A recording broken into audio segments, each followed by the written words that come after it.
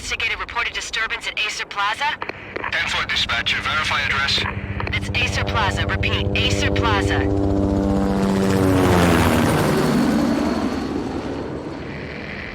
Shots fired on the rooftop. An assault in progress at Aesir Plaza. Repeat, an assault in progress.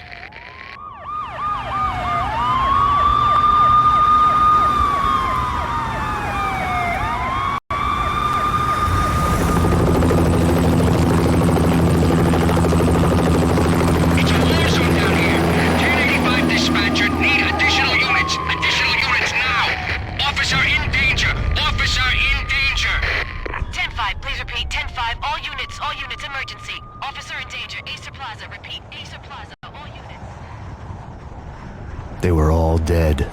The final gunshot was an exclamation mark to everything that had led to this point. I released my finger from the trigger, and then it was over.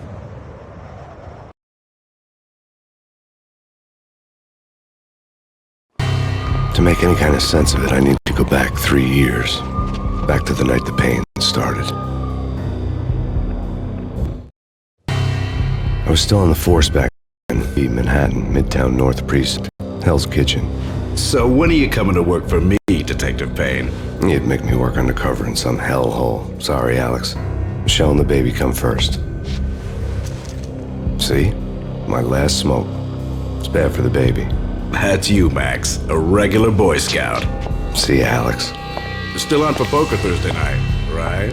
Like taking candy from a baby.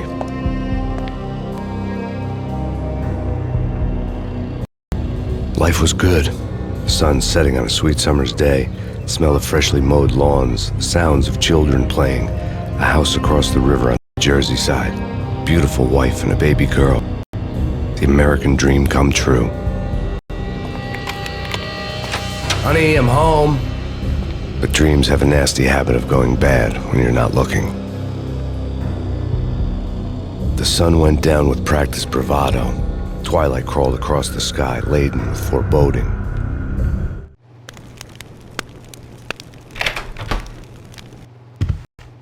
Michelle, honey, anybody home? I didn't like the way the show started. They'd give me the best seat in the house, front row center.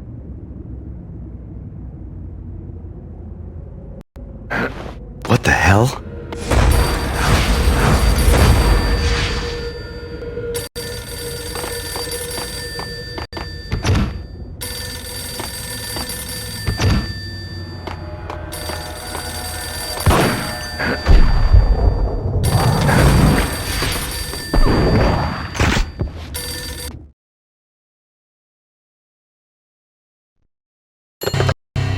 Listen, someone's broken into my house. Call 911. Is this the Payne residence? Yes, someone's broken into my house. They're still here. You have to... Good. I'm afraid I cannot help you. Who is this? Hello?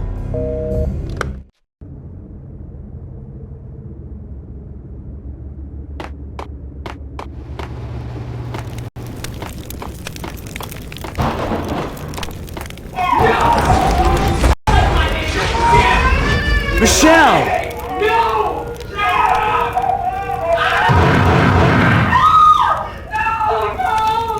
No! It's coming. Freeze! NYPD's drop!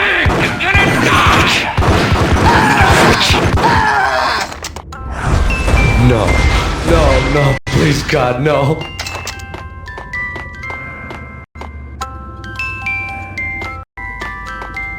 The flesh of fallen angels!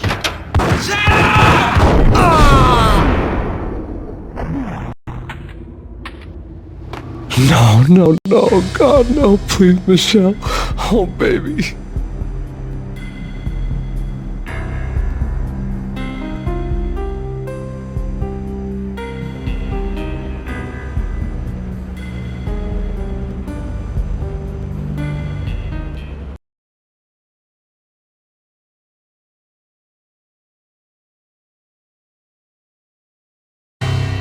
No!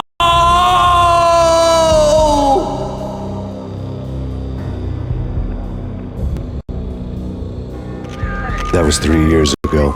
Everything ripped apart in a New York minute. The killer junkies had been high on a previously unknown designer minor drug Valkyr, V.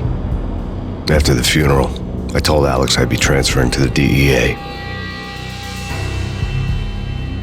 It took us 3 long years to get a break in the Valkyr case. Then, finally, 2 months ago, a dime dropper tipped us off that Jack Lupino, a mob boss in the Punchinello crime family, was trafficking. I went undercover, infiltrated the worst mafia family in New York. I came in from the cold and the dark. Outside the city was a cruel monster. I've been slowly working my way from the small time to the big fish, trying to get to the source of the drug. Alex and BB were my only contacts in the DEA, the only ones in this decrepit city who knew I was down here. BB here. Something urgent has come up with Jack Lupino. You need to meet with Alex immediately at the Roscoe Street station. I hadn't had a face-to-face with Alex since I'd gone undercover. Outside, the mercury was falling fast. It was colder than the devil's heart, raining ice pitchforks as if the heavens were ready to fall. Everyone was running for shelter like there was no tomorrow. It didn't get any better when I got to the subway. The feeling hit me like a point-blank shot straight in the face. Something was not right about this. My Beretta stirred nervously under my coat, but the train doors had already shut behind me, and I was in for the ride. Next stop, Roscoe Street Station.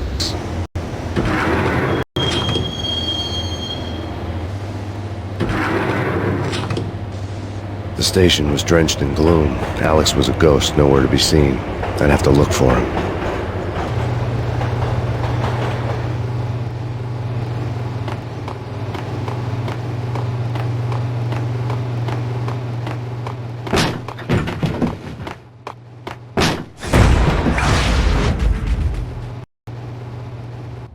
Death was in the air at Roscoe Street. I'd have to find Alex fast.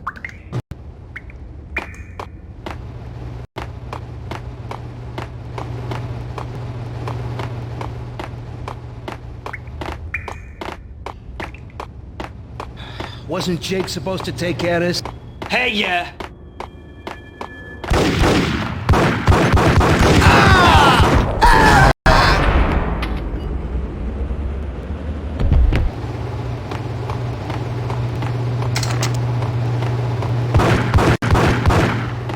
Yeah! Hey, yeah!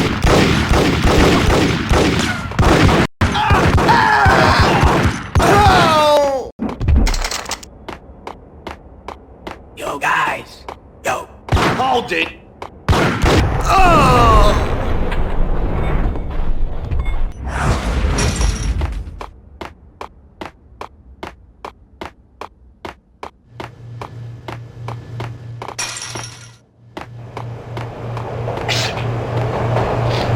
Hey! Oh!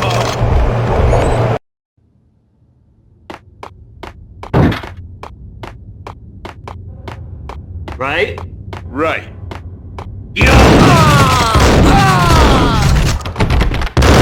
While looking for Alex, I had ended up in the middle of a big-time crime operation. Kiss it.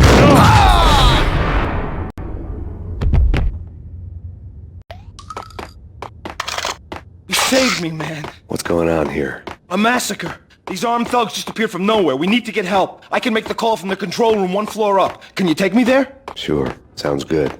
Follow me.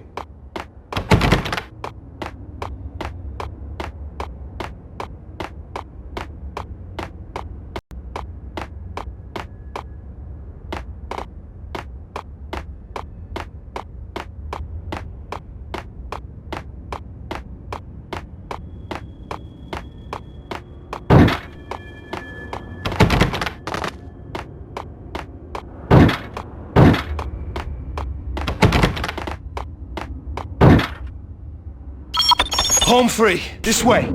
Hey, yeah!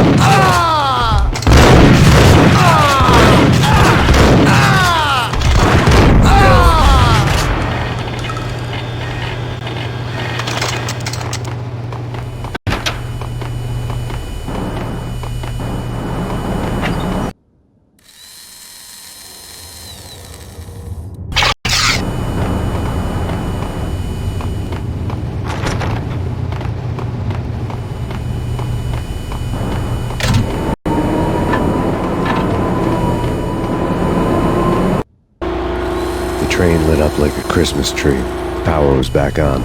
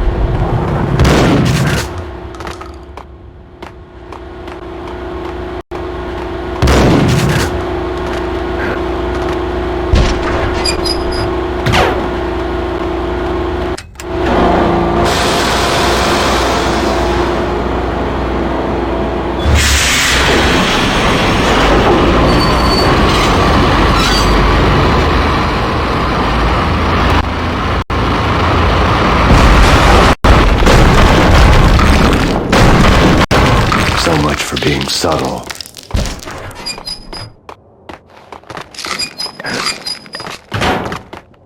Hold it! What the hell?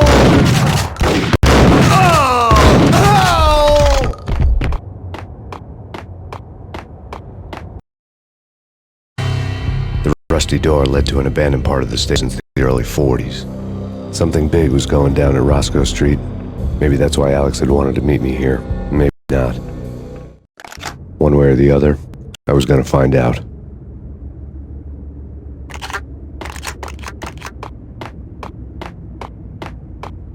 That's bad. That damn!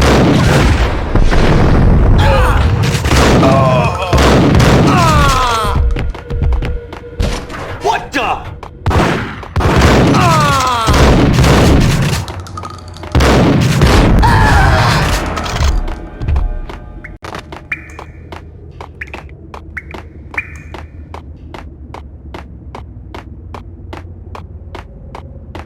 Like Lupino. Now that's spooky. Jack Lupino. Yeah. Got him down!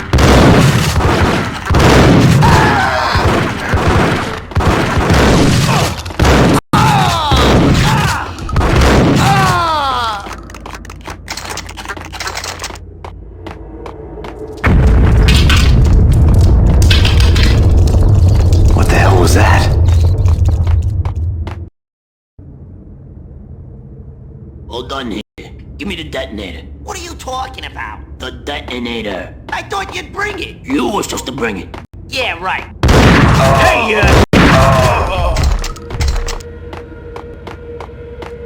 damn!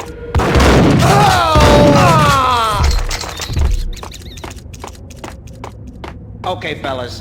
The police are on their way.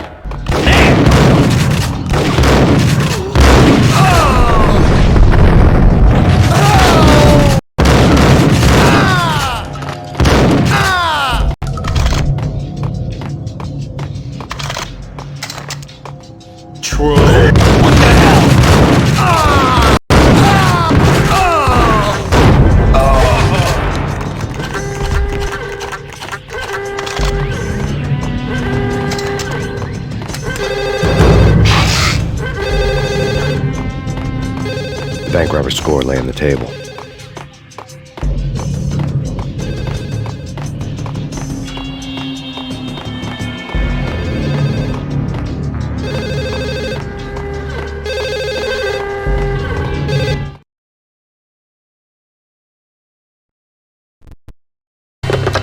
We come to you now live from the crime scene. Who is this? Right back at you. This is Deputy Chief Jim Bravura from the NYPD. You are to cease your criminal activities and surrender immediately. Sure thing, Jim. Me and the boys have been talking and everyone's real sorry. They'll never do it again. Who the hell is this? Being placed at the scene of a bank robbery wouldn't have tipped the odds in my favor.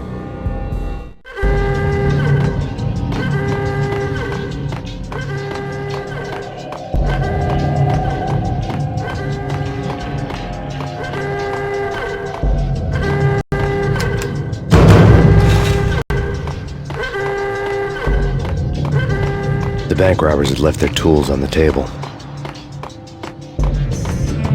Judging by the detonators, the crooks had bought enough explosives to send Lady Liberty into orbit.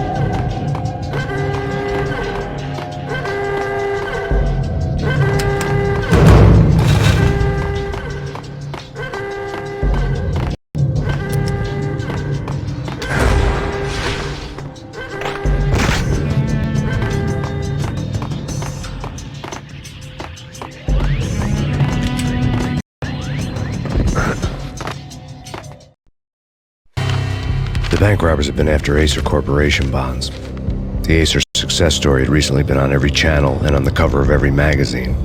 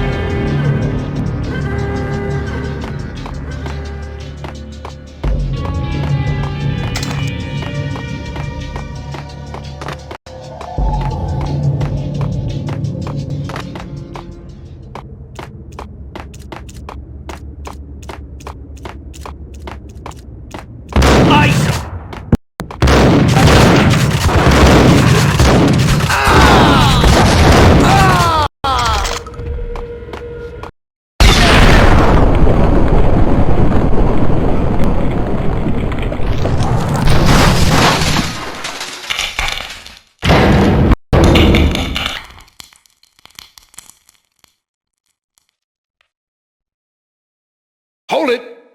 Max! Jesus, you almost gave me a heart attack! I nearly shot you! Alex, we're glad to see you. What the hell's going on? There are more corpses here than at the city morgue! It's an armed robbery, a tunnel job straight to the Roscoe bank vault through the old station wall. Is this why... this is Lupino's gig? This is Lupino's doing? Lupino's men? Really? You sure know how to pick a place. Can you get through? No, it's locked. We gotta get out of here. If it's Lupino, it's... Alex? Alex!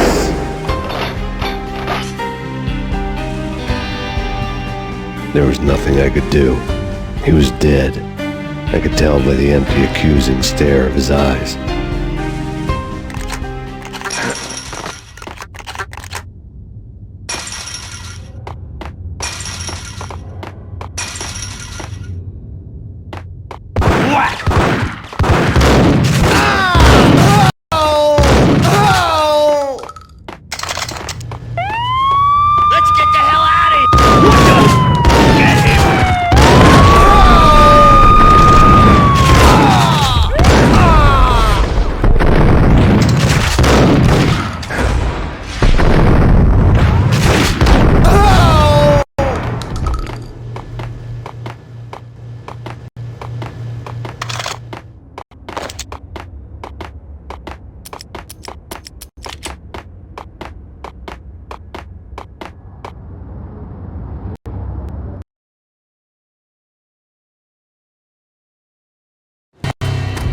Alex had kept me relatively sane for the past 3 years.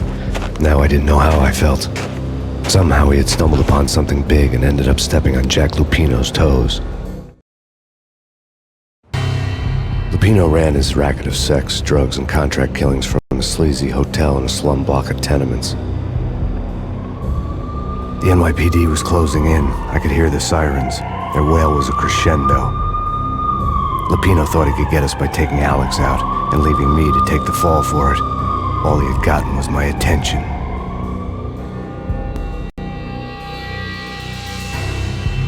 I went for the hotel first. It was a sad old thing with flickering lamps and faded colors, cheap mobster punks and tired-eyed prostitutes. I walked straight in, playing it bogo, like I'd done 100 times before. The place was run by a couple of murdering mobsters with shark smiles. The Finito brothers. Ladies and gentlemen, it's the pain in the butt. Pain to the max. You're killing me. Did you make that up yourselves, or you get some wino downstairs to come up with it? Don't answer that. A rhetorical question. I got something for the boss. Lupino around? That kind of depends on who's asking. A friend or a junk squad plan. Don't answer.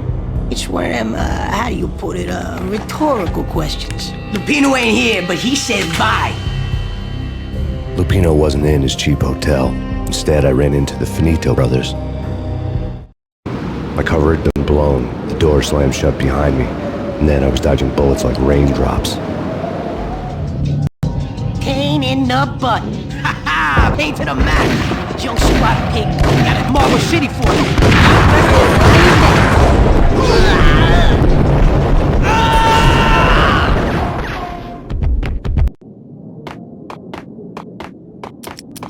A letter on the desk caught my eye.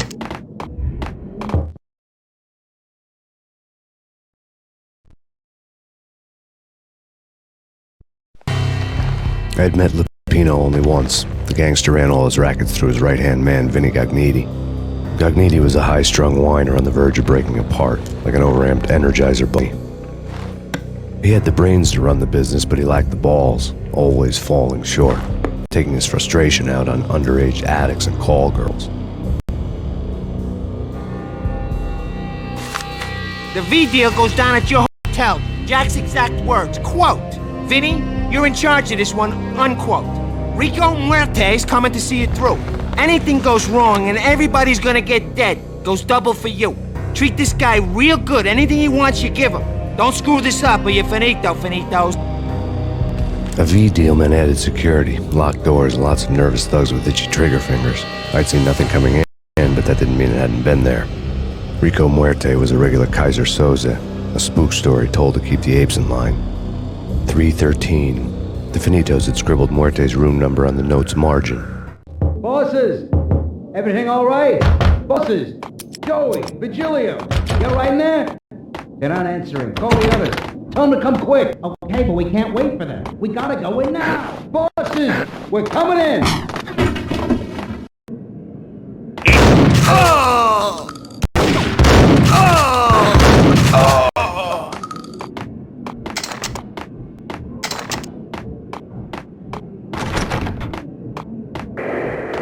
The NYPD is out on Max Payne. Killer storm. Take whatever steps necessary. Here stated that Valkyr represents the NYPD is out on Max Payne. Yeah, something's wrong with the bosses. Hey!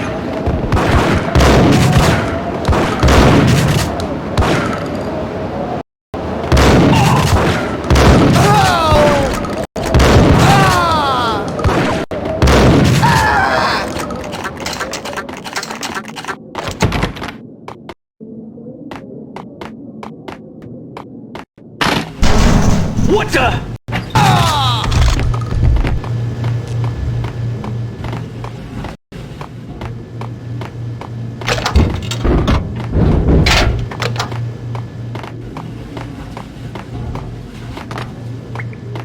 Previously on Lords and Ladies. Lady of Thank you, Lord. Hey! ladies, brought to you in part by Aesir It's Corporation. Payne!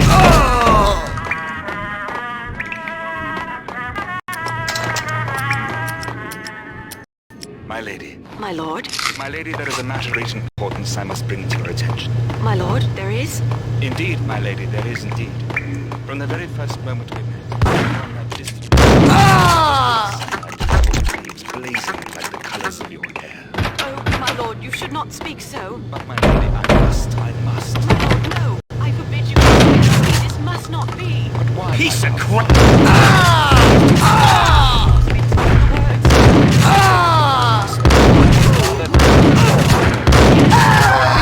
Be dead, for this shame is too great for the living. My lord, I am... There!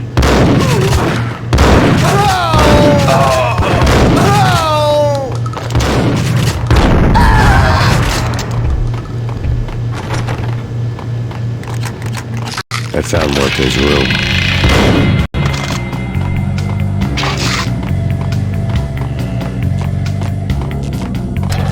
Muerte had received a letter.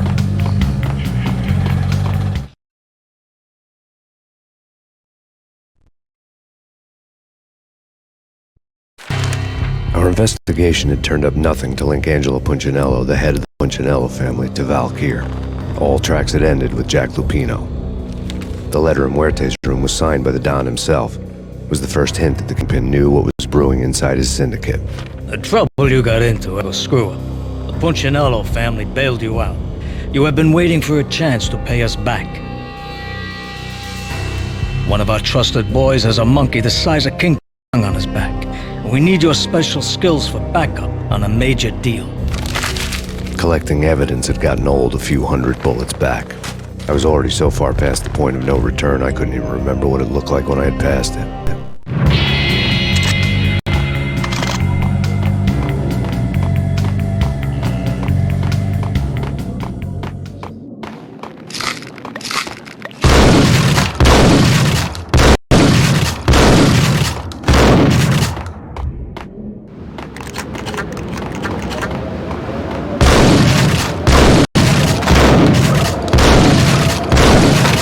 I didn't want to know what had happened here. It was not a pretty sight.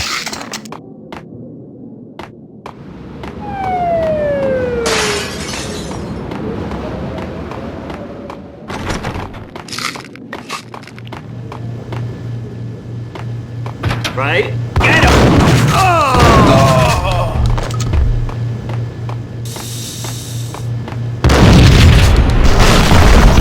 Yo! Yo!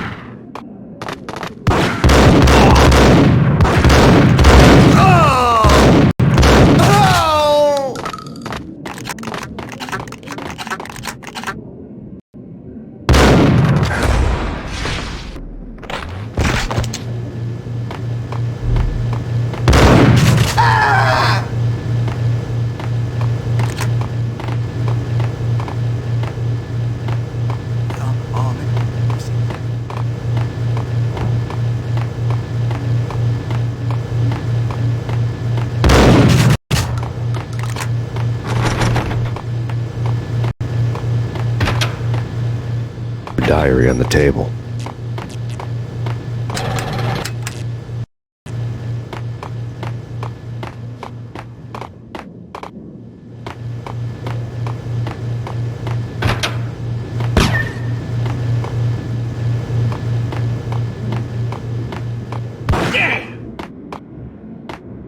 It's him!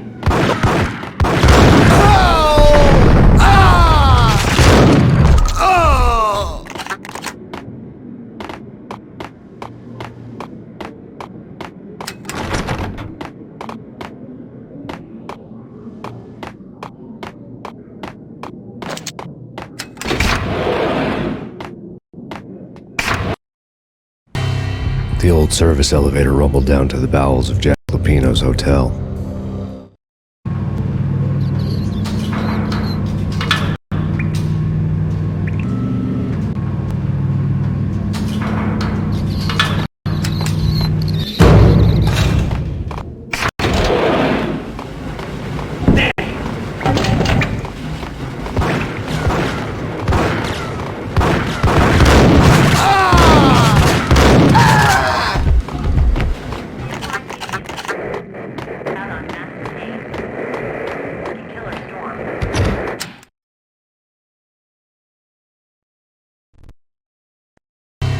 A winter storm warning is in effect in the whole area, as both freezing rain and heavy snowfall continue. Many roadways are already closed, and people are advised to stay indoors. The severe blizzard has ravaged New York for 3 days now, with no end in sight. We'd been snowed from the start in the Valkyr case. The forecast said there was plenty more where that had come from. But the snowbound city was on my side. Less chance of innocent bystanders getting caught in the crossfire.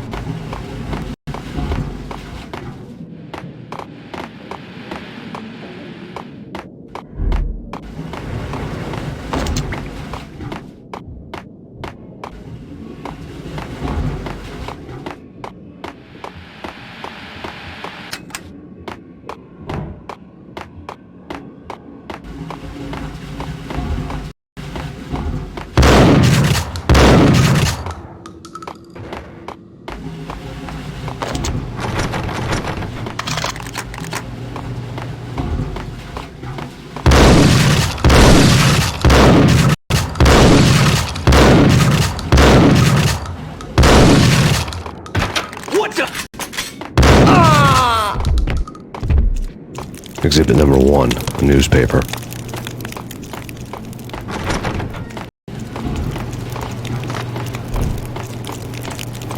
Take vampire movies. Why are they always set in LA or Mexico? They can't...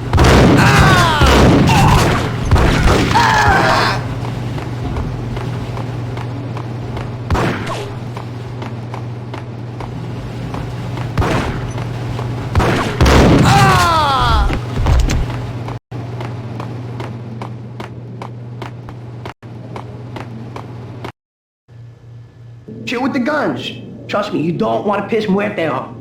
Gentlemen, let's do business. Green for green. Cheers at green-eyed angels. Amen.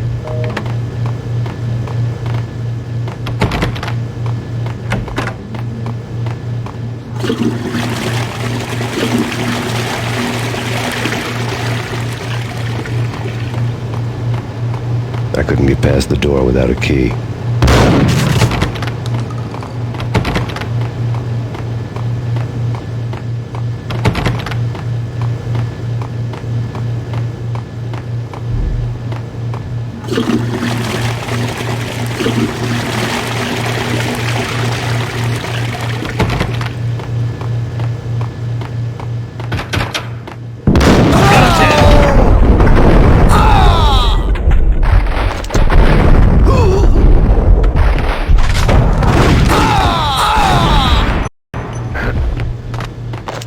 A lifetime ago, this would have gone down as a narcotics arrest.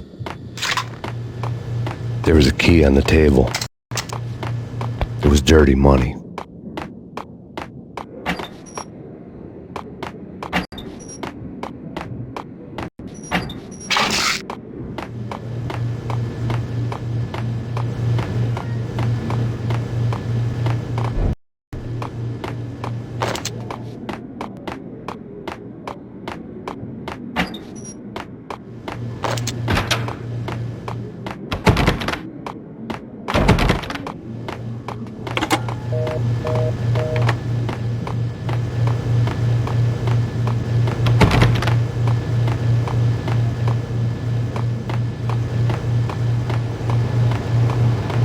I couldn't get past the door without a key.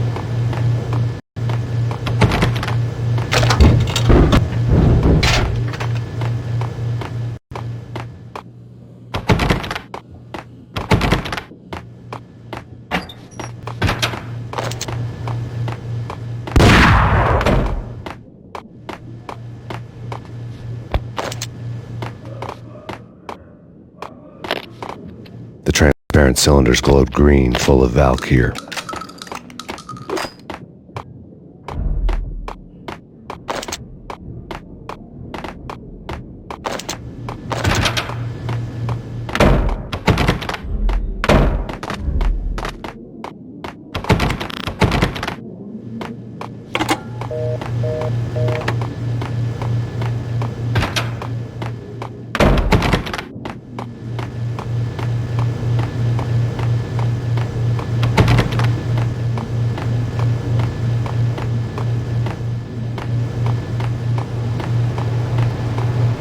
I couldn't get past the door without a key.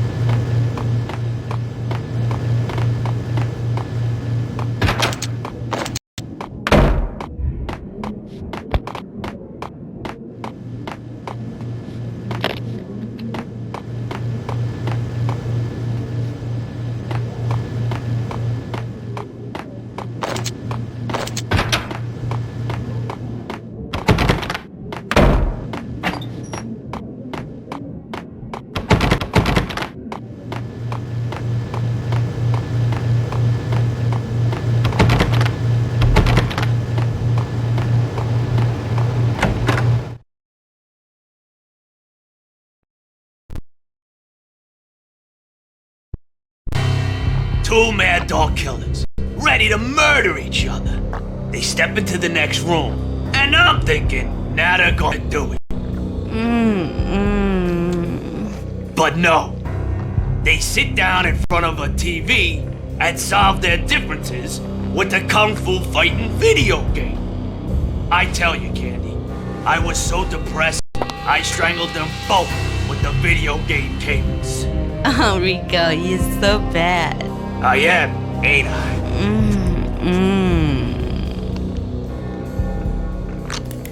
Rico Muerte, big-time hustler. Who the hell? It's that cop. Muerte went for his gun.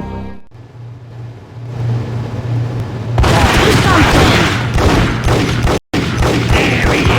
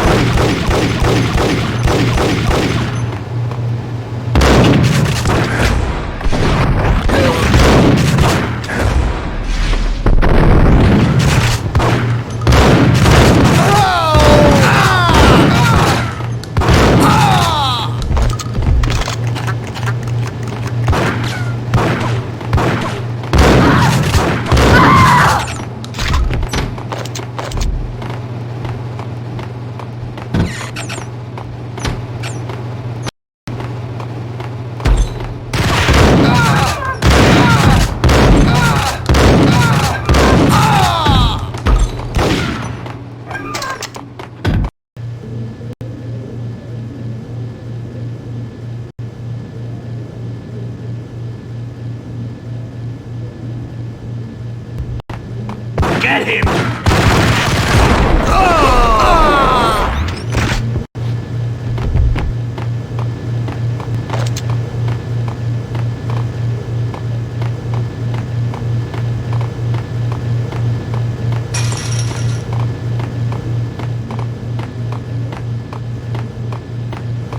The antique switchboard was still in use.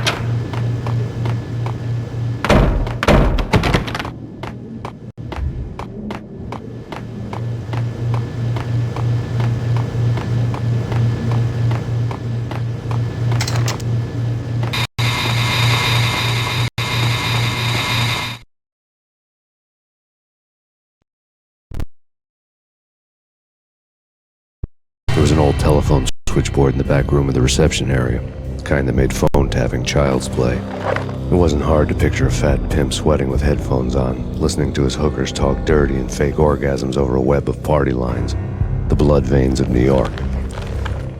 Right now, there was a different set of moans and groans going on. Boss, Gognitti, that's Max Payne. He came, started capping us. He killed him. Are you freaking kidding me? He's just one lousy cop. You better be freaking kidding me. Whack him. What's the freaking problem? Hello? Answer me. Hello? The word was out. A deadly virus released into the city's corrupt circulatory system. Something wicked this way comes. Max Payne at large.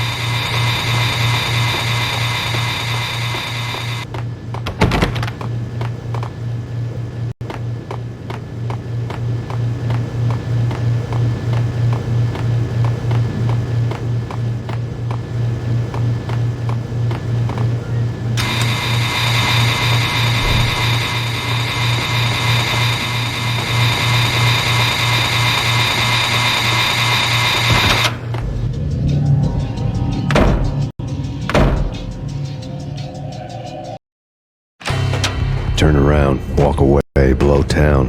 That would have been the smart thing to do. Guess I wasn't that smart. Lupino's tenement buildings were a seedy hangout for all kinds of sleaze. A liquor store, a pawn shop, a laundromat full of mobster bookies and loan sharks. The list went on. The how and why of it was a mystery to me, but they knew I was a cop. They knew I was coming, and they were going to get real trigger happy about it.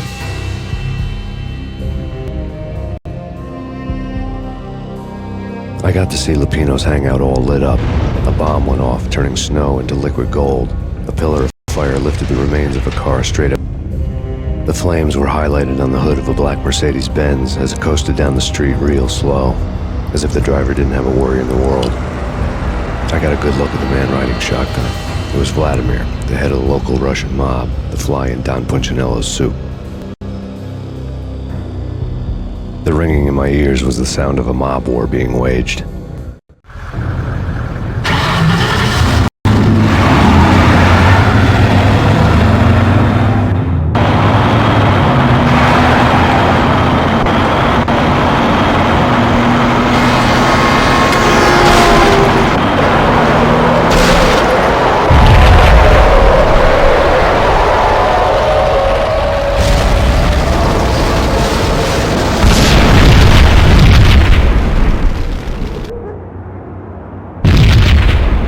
Another bomb exploded inside the closest slum building. It was a lucky break. The goons inside were spooked, but luck always came with a price tag. More bombs could still be ticking inside, and the cops would already be on their way. Jack Lupino's suite was on the top floor. At least it used to be, before the explosive makeover.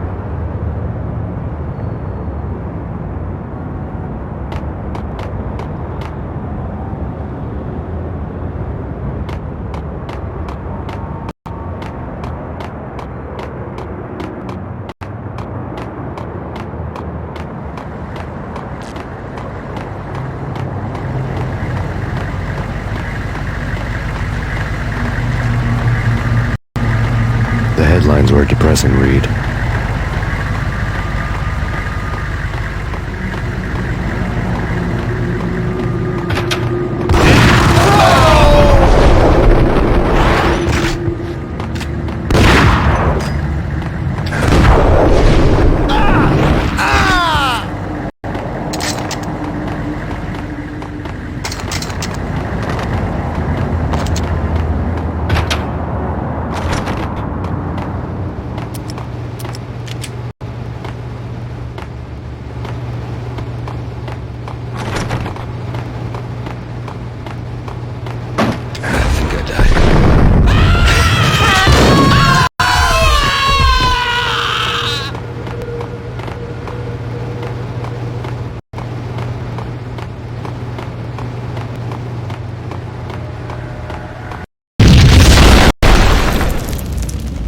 building was rigged with explosives.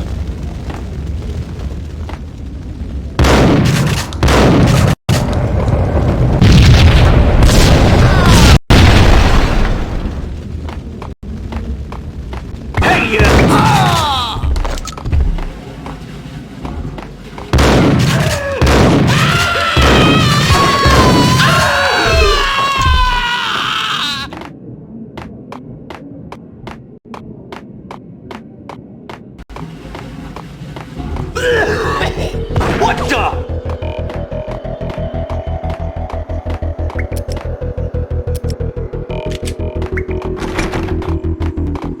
Hold it!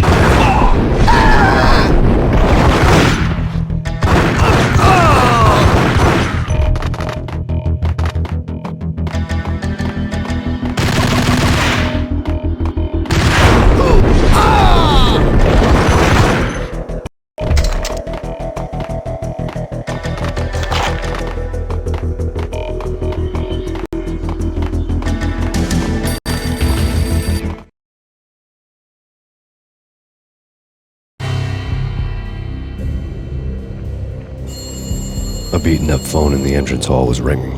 It could have been just a junkie in need of a fix, but it turned more sinister than that. Am I speaking to Mr. Payne? Who wants to know? My name is Alfred Woden. You must hurry. The police are on their way. Tell me something I don't know. They know you're there. How? And what's it to you? I will contact you again. The cops arrived, sirens singing in the off-key harmony of a manic-depressive choir. I had a few minutes while the SWAT team would go through their usual routine. By the time they busted in, I needed to be long gone. Max Payne, this is Deputy Chief Jim Bravura from the NYPD. Drop your weapons and come out with your hands above your head. True.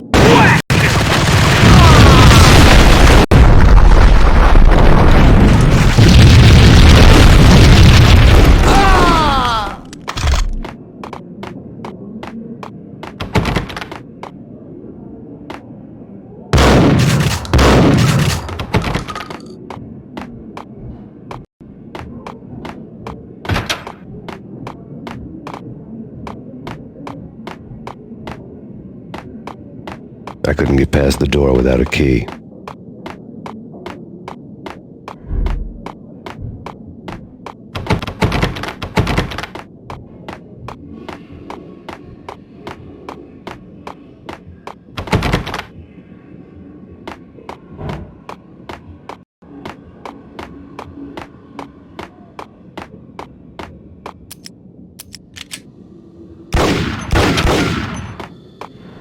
Someone had left a note. There was a key on the shelf.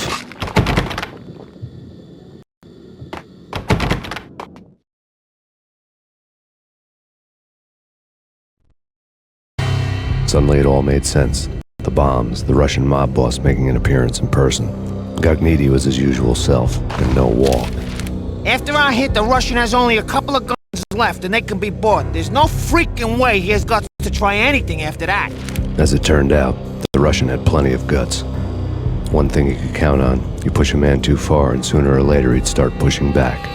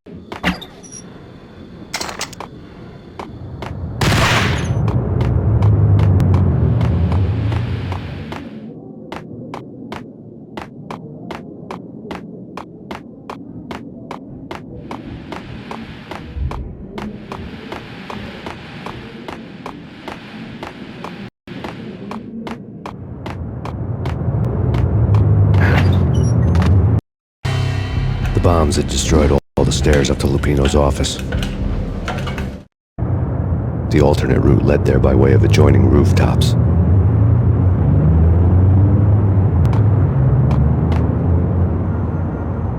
It's never been this cold. Never ever. It's like the sky's falling. Yes, sir. It's the end of the world as we know it.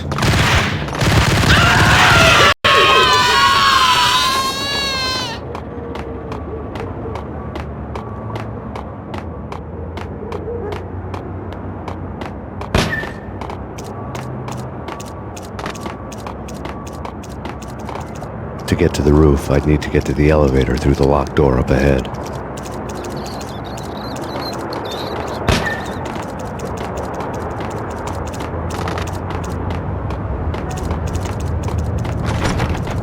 Pizza delivery. Never seen you before. Buzz off, Joker.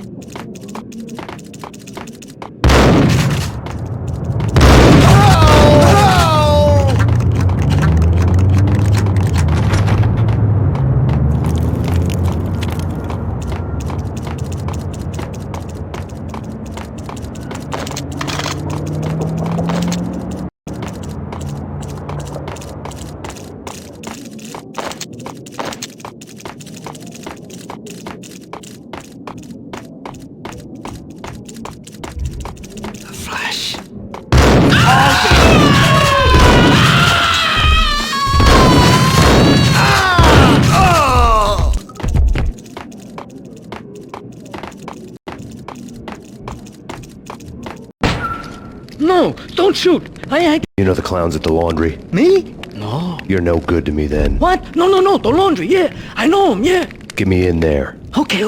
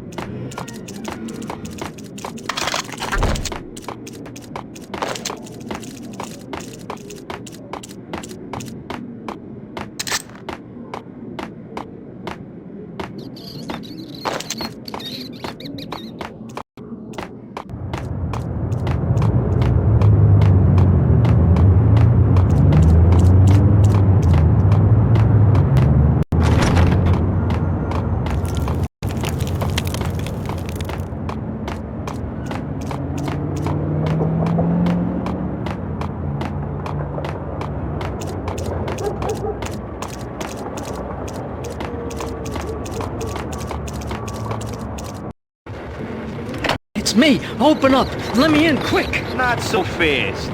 The password. John who? Come on. Okay, John Bull. All right. Come right in. It's a trap! It's Payne!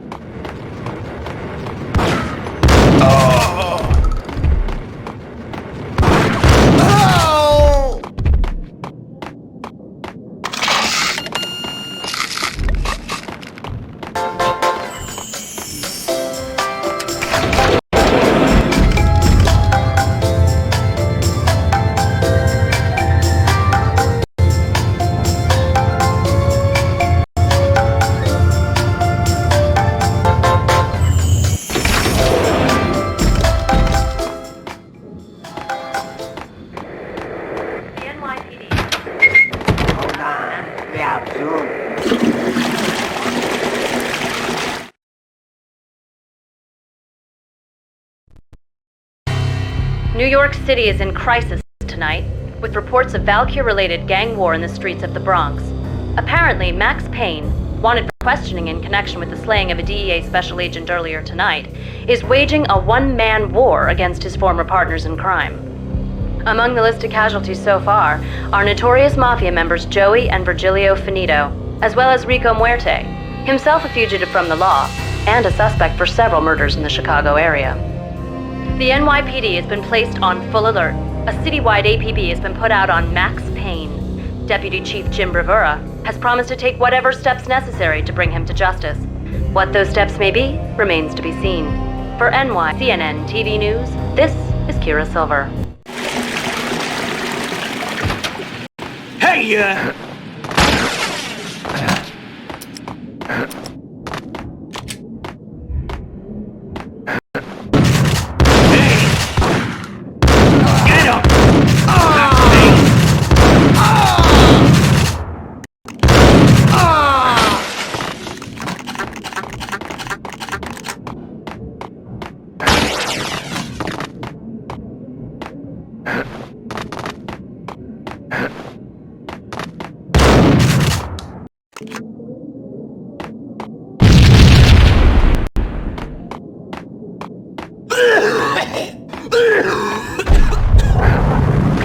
Red, blue, or green? It's always red.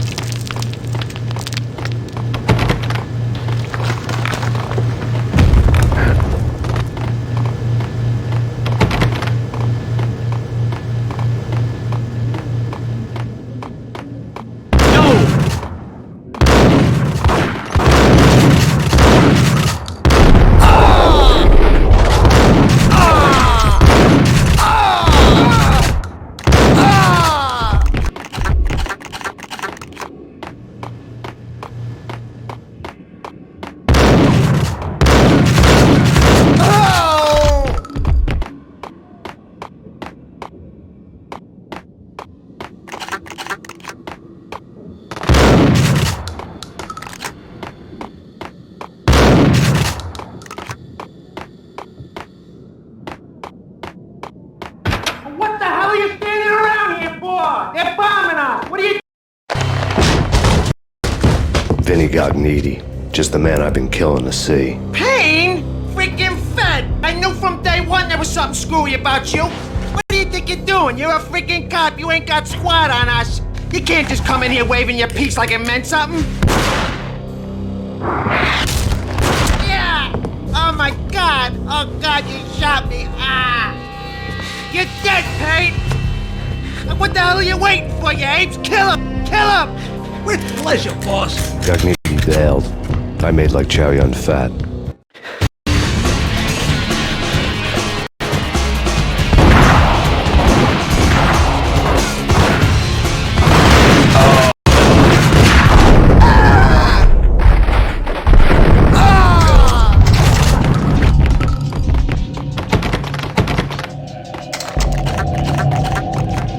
Crumpled letter. The letter was addressed to Don Punchinello, but Vinnie had never had the nerve to finish it. Jack's gone voodoo. Just the other night, he shot Dino because he wanted to see what his brains looked like splattered on the wall. He's a freaking mad dog. We're running out of men and business fast. Gognitti had been living in mortal fear of his boss. Jack Lupino was a psycho.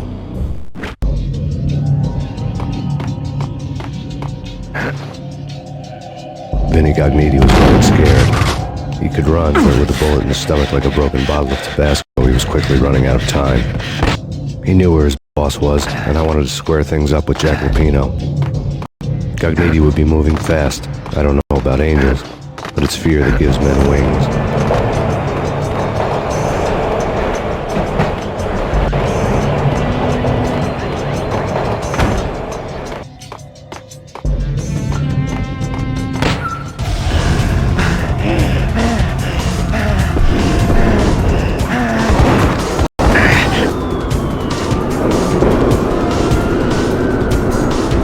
Gognitti hitched a ride.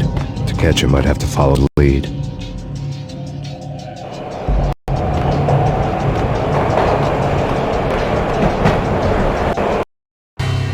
This was my second train ride of the night. The way it started didn't promise anything better than the last one.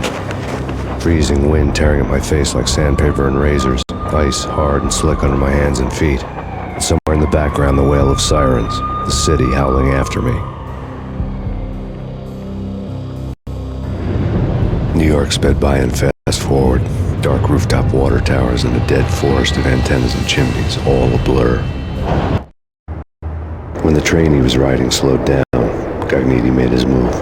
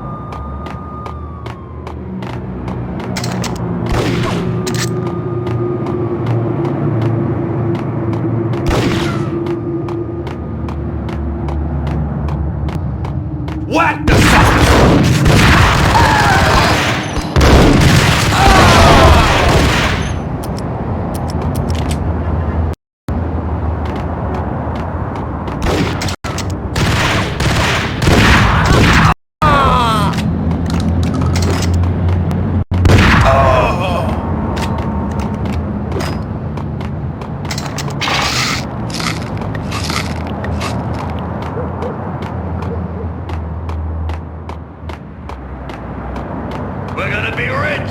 Freaking rich! Even richer than that, wise guy. Freaking rich!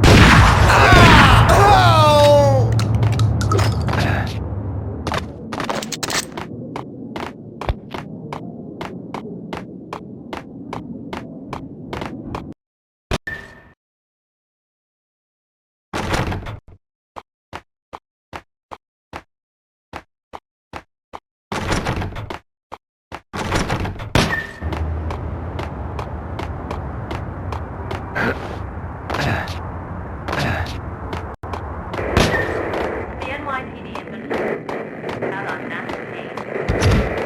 Killer storm. See Chief Jim Rivera.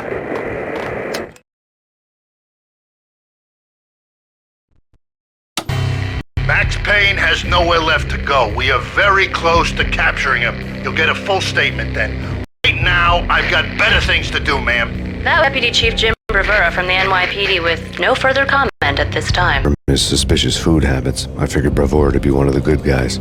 Fate had just dropped us on different sides in this. But when it came to capturing me, he was way out of his league. I had already ditched the cops a couple of rooftops back. For now.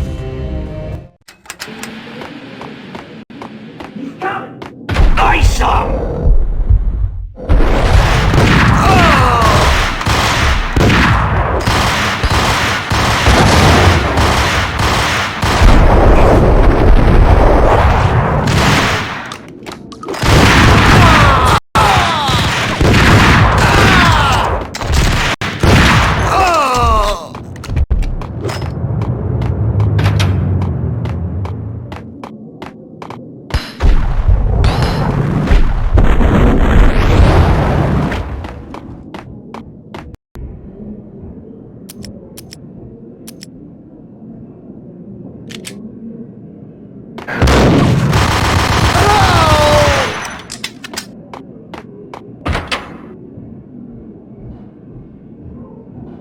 Open, goddammit! Payne! I'll kill you, you lousy freaking cop!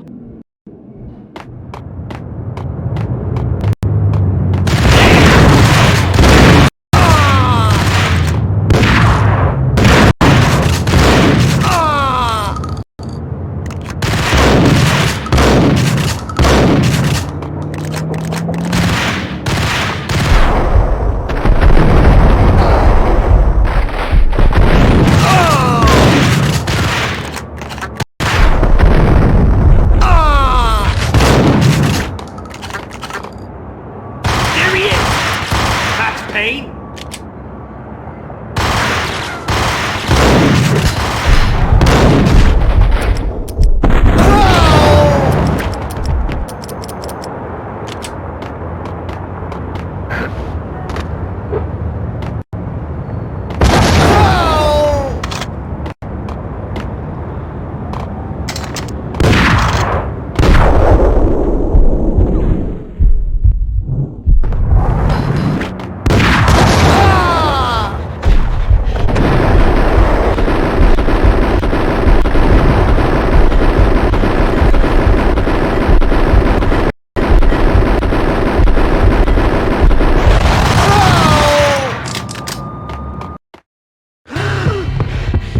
Gognitti ran out of steam in a dead-end alley with steam boiling out of the sewer grates like all the fires of hell were burning high beneath us.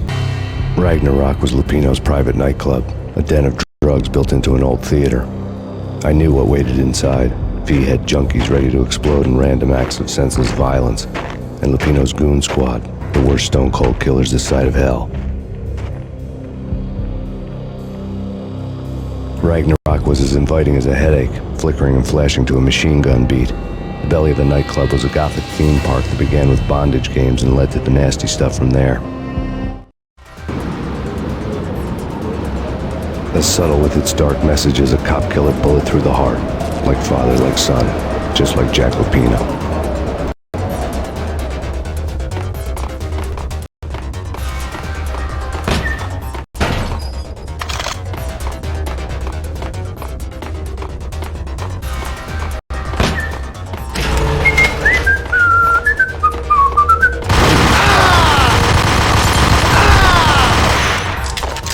The book had never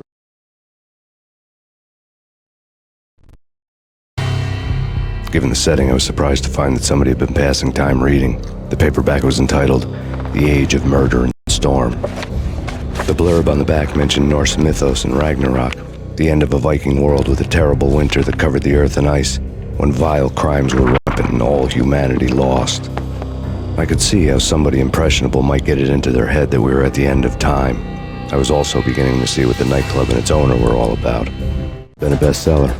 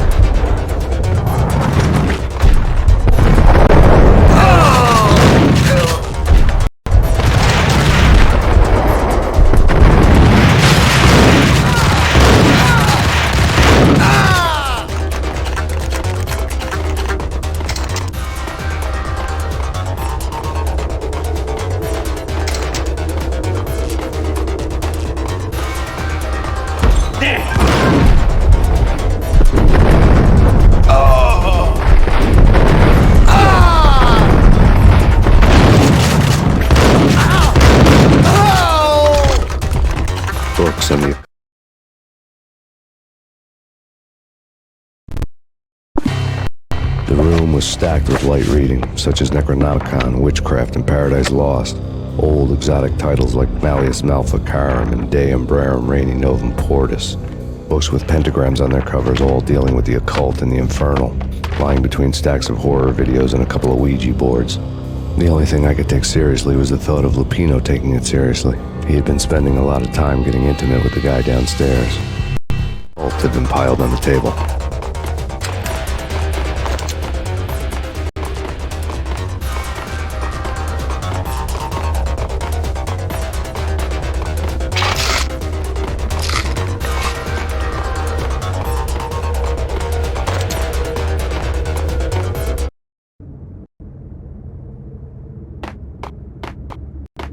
What with Dino and all, I wouldn't say anything to his face. He might not... Who knows what he... There he is!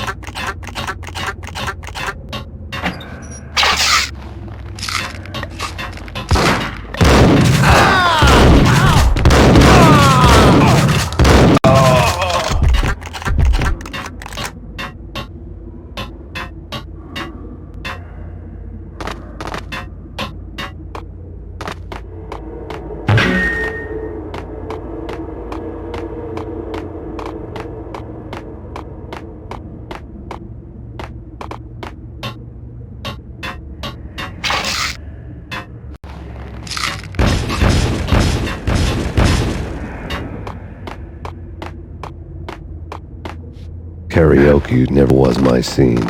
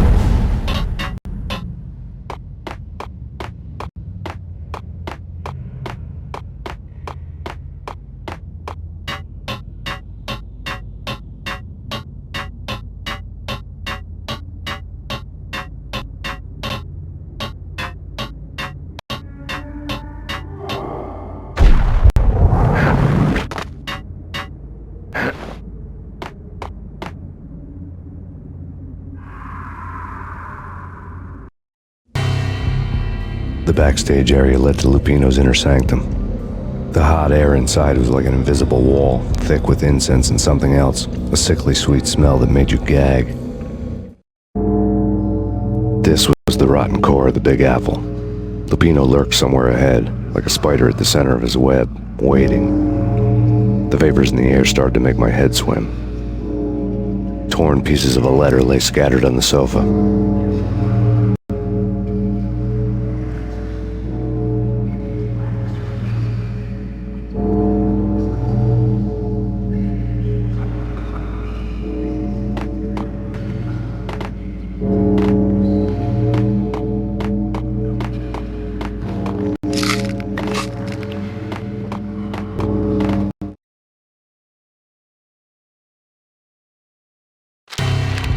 Punchinello had threatened Lupino in writing. The note had been torn to pieces, bloody fingerprints all over them. Don't want you to think that one of my boys is not playing with a full deck. Shape up, Jack. We are running a business here. I'd hate to send the trio to strong-arm you. The trio were the Don's notorious henchmen. It was obvious that Lupino hadn't been intimidated by the threat. Lupino's notes covered the table.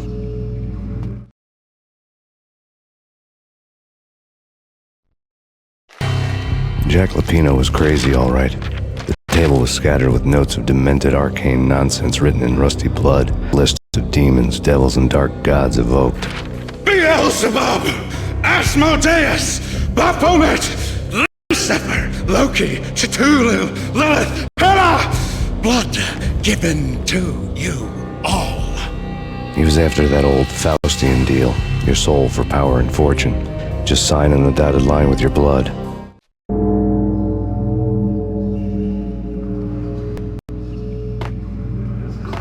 Lupino's notebook lay on the pedestal.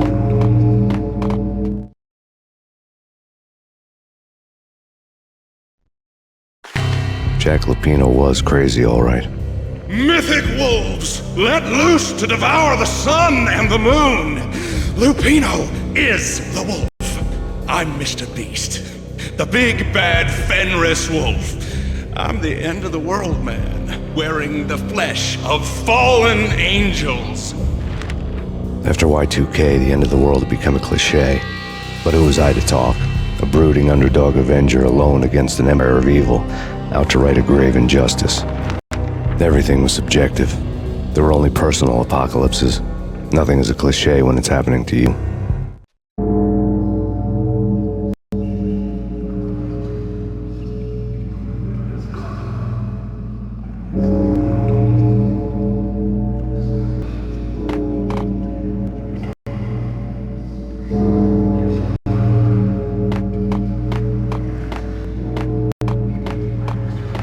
Flesh of fallen angels! Come to me all! Astaroth, Beelzebub, Asmodeus, Baphomet, Lucifer, Loki, Satan, Cthulhu, Lilith, Ella! Blood to you all! Secrets living out of skin reality. I've seen it. The corruption of flesh.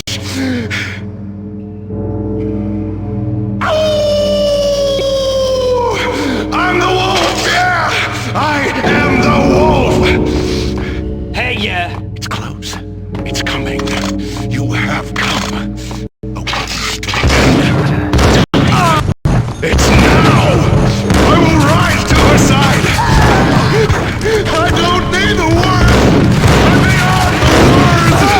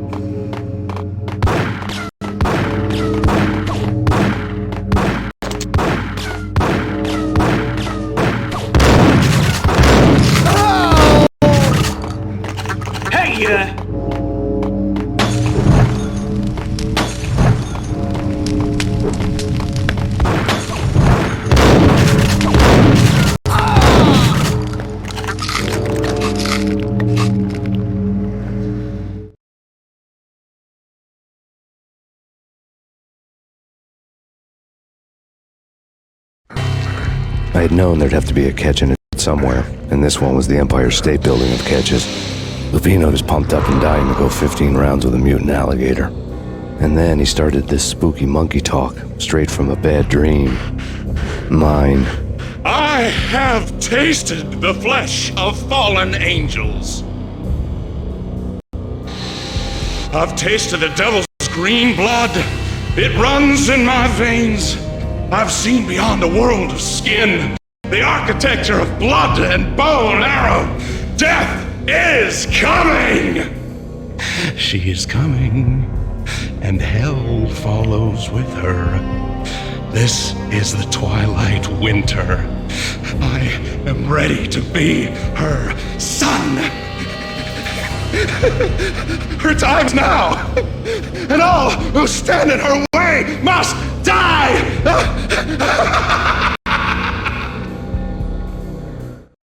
Die! You'll die! You'll die! Now! Oh, die!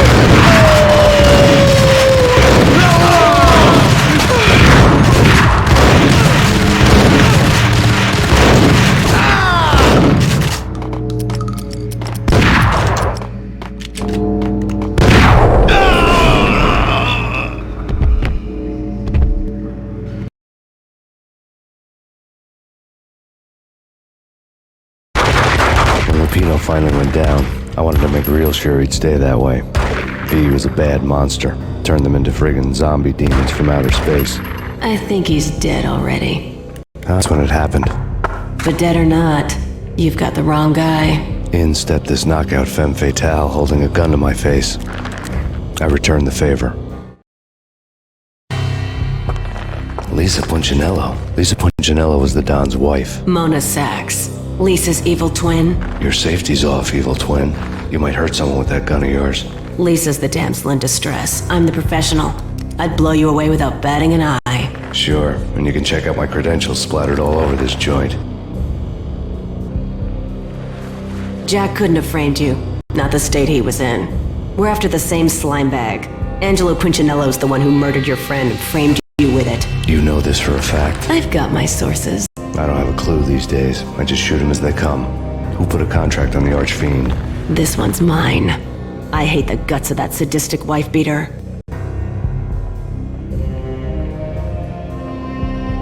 Why not pool our bullets for this one?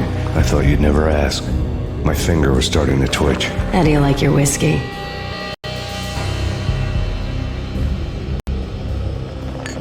I'm easy, as long as you don't try to slip me a Mickey. You're a real angel, Max. It was good stuff. Tasted sweet as honey going down. Nothing personal. Can't risk you going berserk and getting Lisa killed.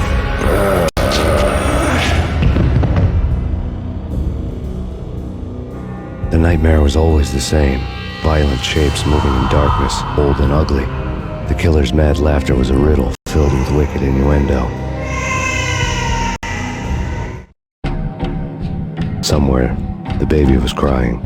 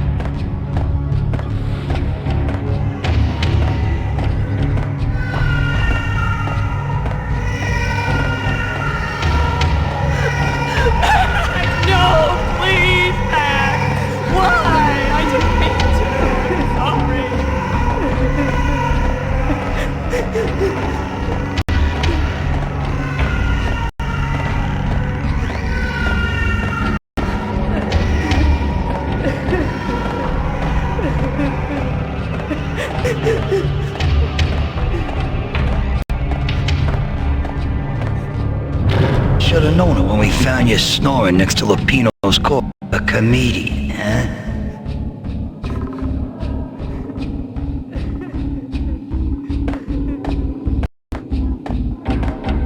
Michelle looked at the Payne family.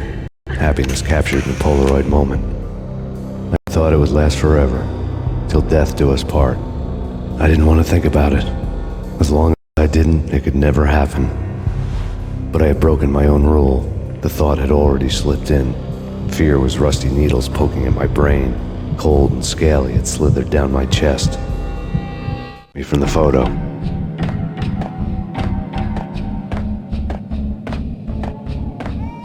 pictures were filled with good old times.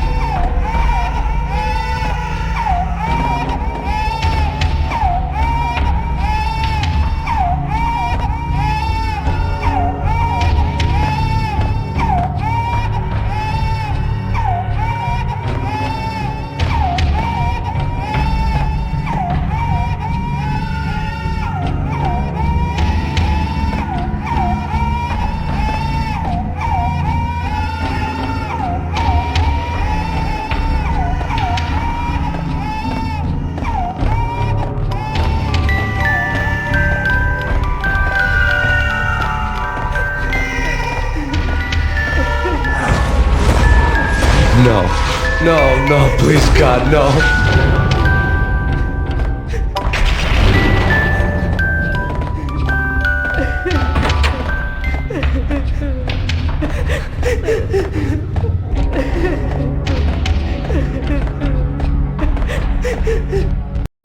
Slice them, dice them, shoot them full of holes, blow them to bits, vaporize them, disintegrate them. No matter what you do, they'll still be back good as new.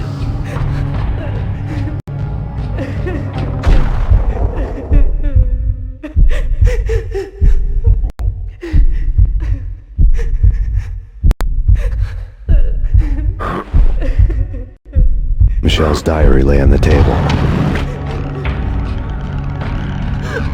Max, no, please, Max. Why? I didn't mean to. I'm sorry.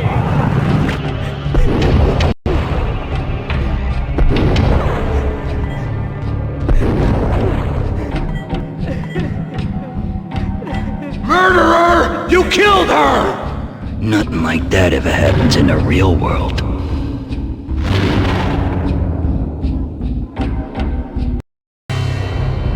I woke up in a bad dream.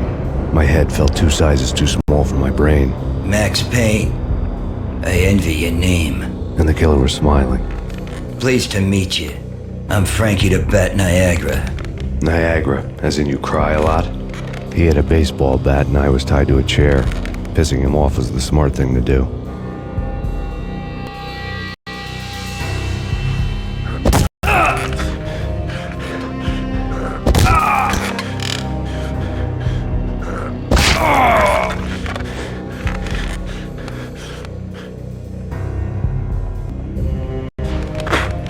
Nothing wrong with a little. Take me, for example. I love to watch cartoons. Cartoon violence is a fascinating thing. Let's take a break. I need to take a leak and maybe grab a cold one at the bar. Don't worry. I'll be back to finish this off. And then, it's checkout time. You play, you pay, you bastard. He swaggered out, and the door clanged shut behind him, locks clicking into place.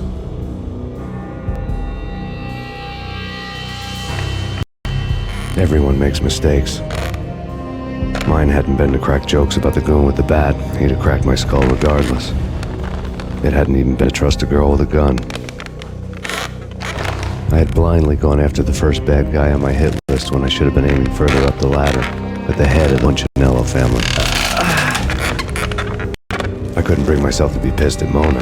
Guess I had a soft spot for her pretty face.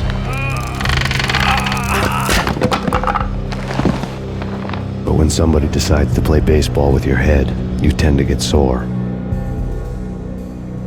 They had dragged me back to the basement of Lupino's hotel.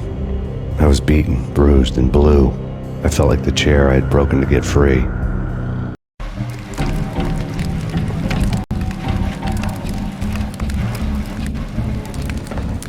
All I had was Niagara bat, sticky with my own blood.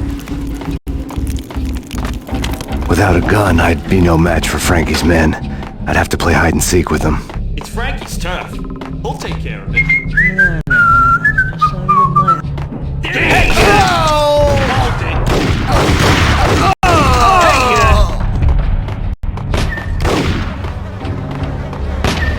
Max Payne!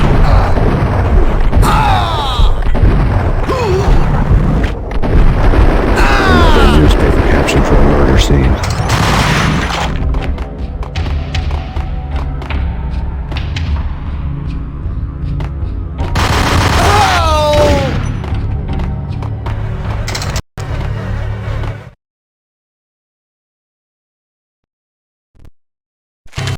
His calling card, a Captain Baseball Bat Boy strip next to a sewer passage filled with bodies.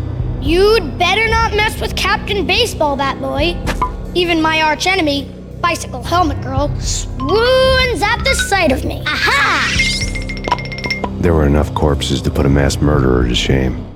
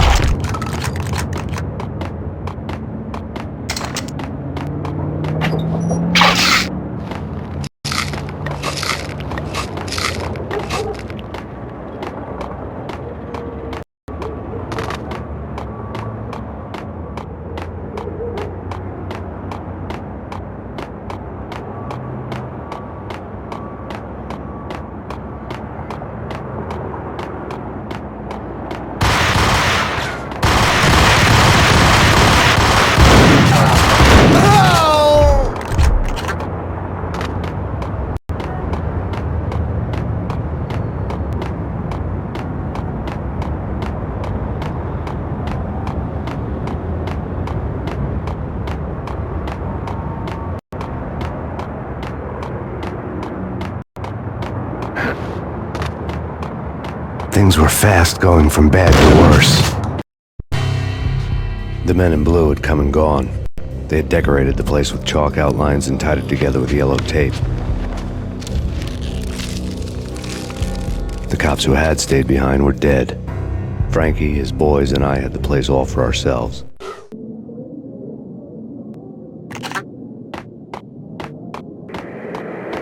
Just forget about it. Just forget about it. Hey, just forget about it.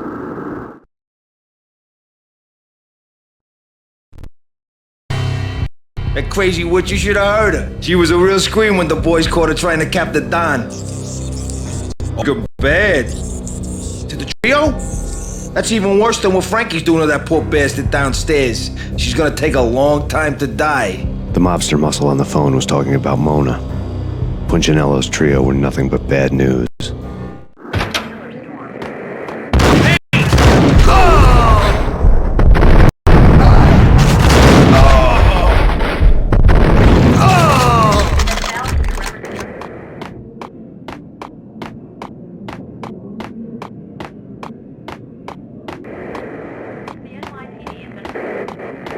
More evidence that Punchinello didn't like me much.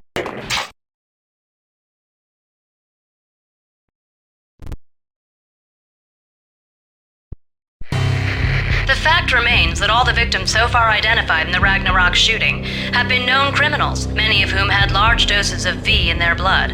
Reliable sources say that Max Payne was also among those killed, although no body has been recovered at this time. Reliable sources. That meant somebody thought the Mafia had me, didn't want the cops snooping around anymore. The body would be delivered to them barely recognizable. Case closed. Don Punchinello had the power to be that reliable source, which was no news. But his news was old news. Framing me hadn't been enough. Don Punchinello had put a hit on me. He wanted me dead, and it had been important enough for him to give written instructions to Frankie about it. Max Payne should die like a dog for the trouble he's caused. Frankie, I know I can trust you to give this matter the dedication it needs.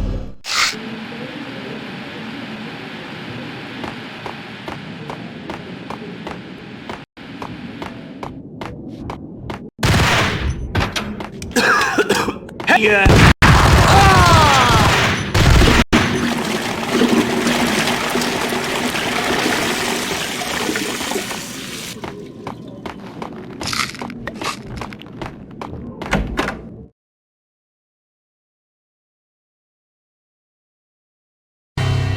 The hotel bar was fast developing quite a history.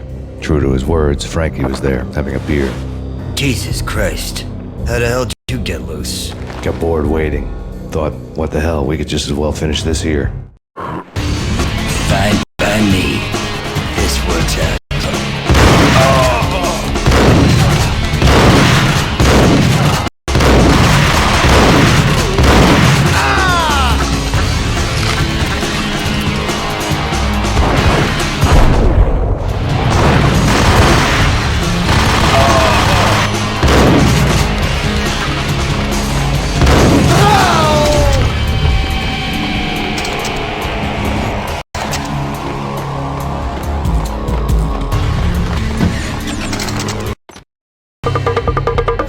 Thank you. You've been a lovely audience. Had enough? I don't play with girls anyway. Unfair!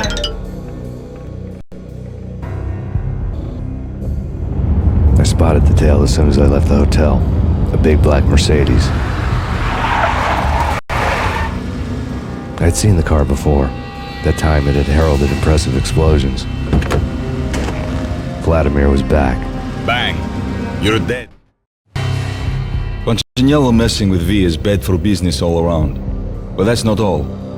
There is this guy, Boris Time, used to pull jobs for me. He's the captain of the cargo ship Chiron. Now the bastard turncoat has gone over to the other side, Punchinello's. The ship's loaded with high-res hardware, guns, my business. If Punchinello gets hold of that cargo, he's won and I have lost. And you'll have your work cut out for you.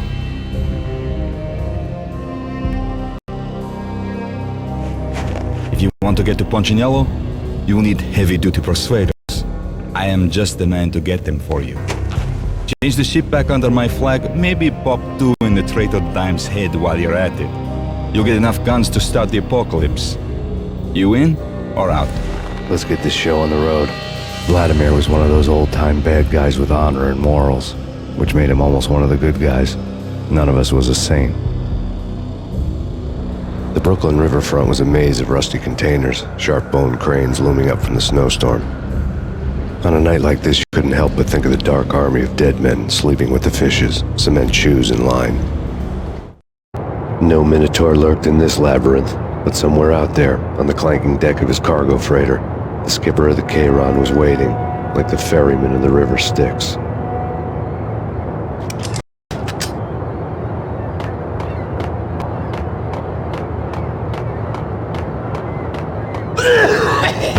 What?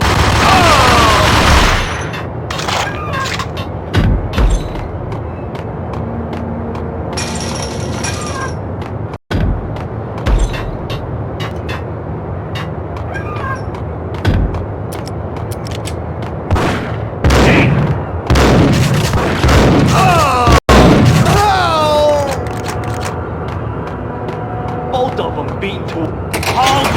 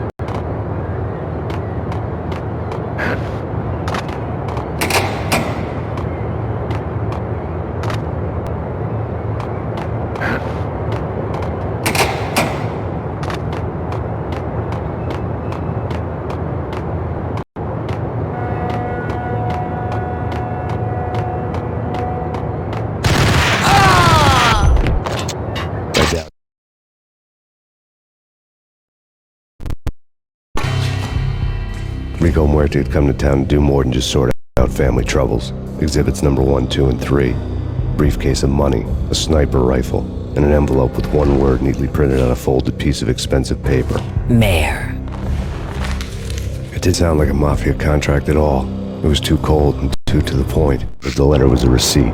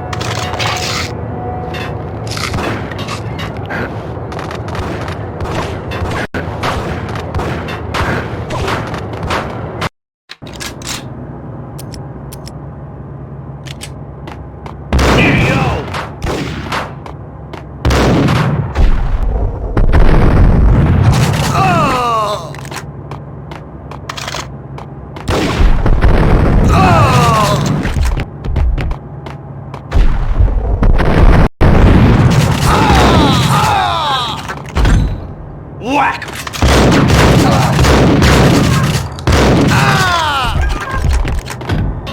I had found Boris Diamond's ship.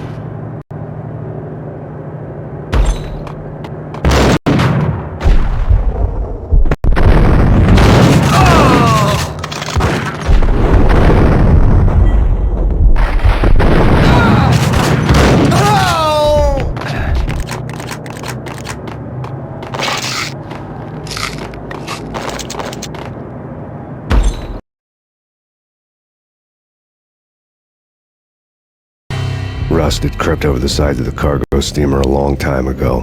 Boris Dime would be on board. Have to smoke half of his crew to even get near the gangplank. The guns were probably being kept in the hold, buried amidst the rats and oily water.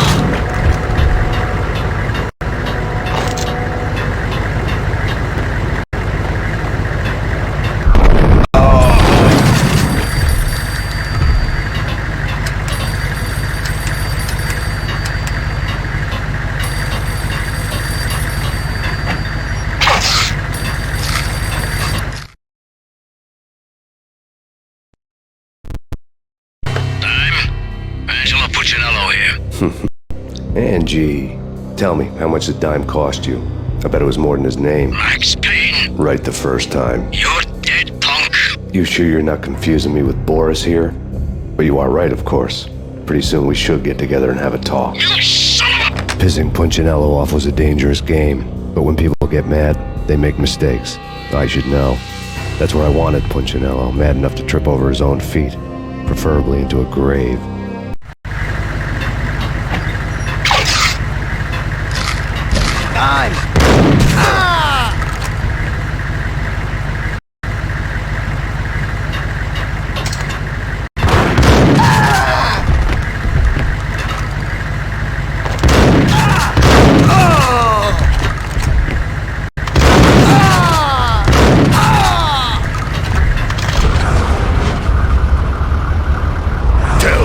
Devil that Dime sent you.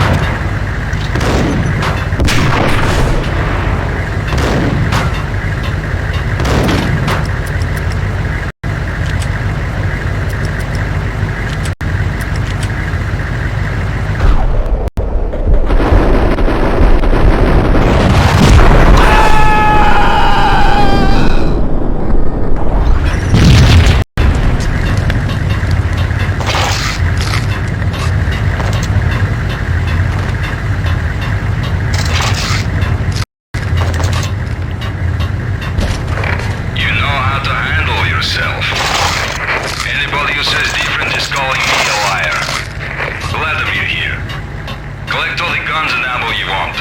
Meet me on the bridge afterwards.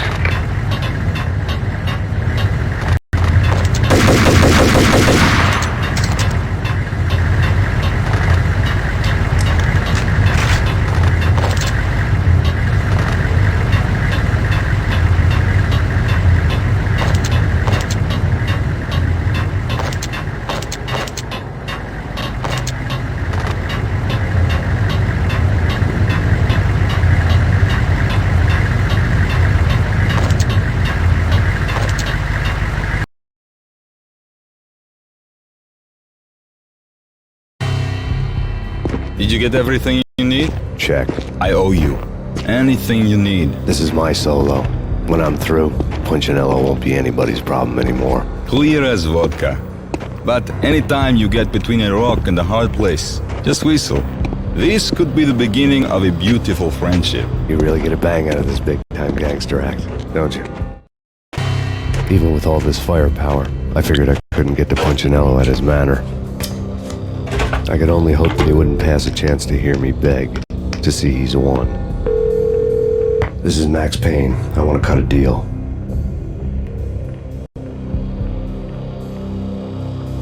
Payne, you're a dead man. That's what everybody keeps telling me.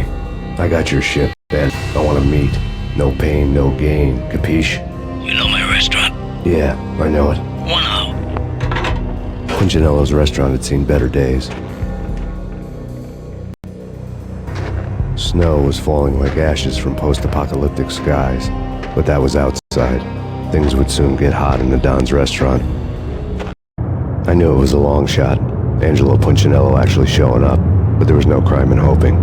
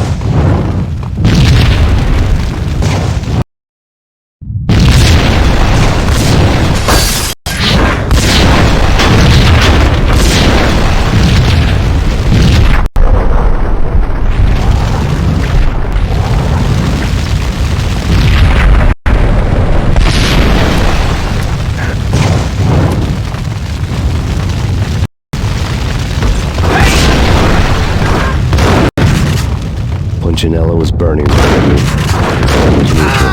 He was trying to put out my flames with gasoline.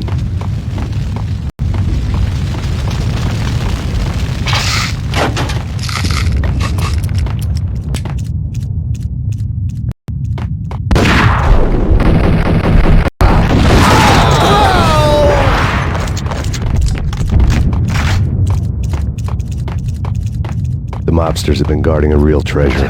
The way out of this disco inferno.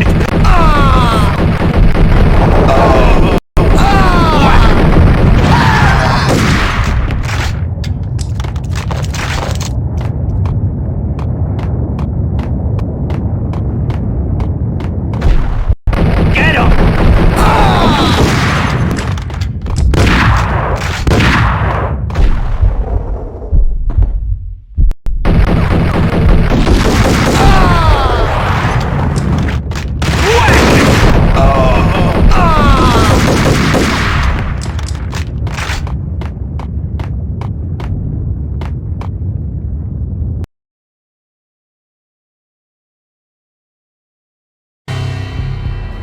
Vlad had seen my smoke signals. The Mercedes was revving to go, almost drowning out the Banshee wail of the sirens.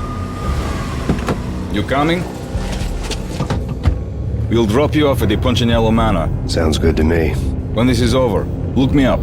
I could use a professional like you. I'll keep that in mind. The night groaned with cold.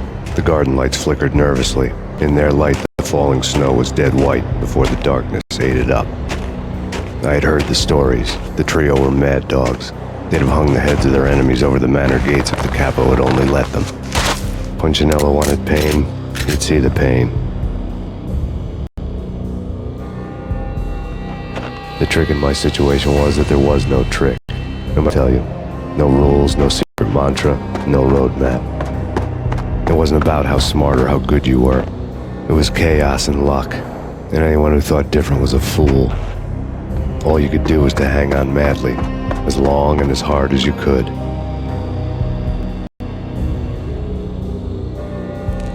Someone had graciously left the back door open for me and killed the guards. My money was on Mona. I knew the trio would be standing between me and Punchinello. I had read their rap sheets, thick as phone books. No one would be walking out of here alive. The numbing cold of the broken night had followed me in. Upstairs, the trio tangoed down the manor halls to the silent rhythm of their murderous hearts, the blood of their victims rust on their lips. Vince Mugnano, Pilot Providence aka Big Brother, and Joe Deadpan Salem.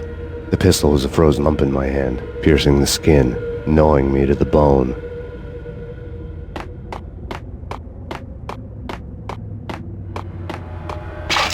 Max Payne is!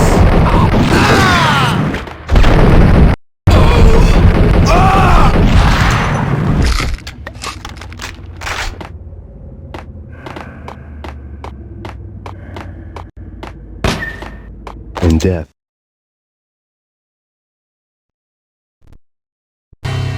Someone hadn't enjoyed the Don's hospitality. Someone with a flair for the dramatic. Someone who had let herself out of a locked cell and past a couple of armed guards. My thoughts were on Mona again. I could only hope she was a good enough gambler to walk away while she was still winning, before she'd run into the trio. The thug had been promoted to messenger.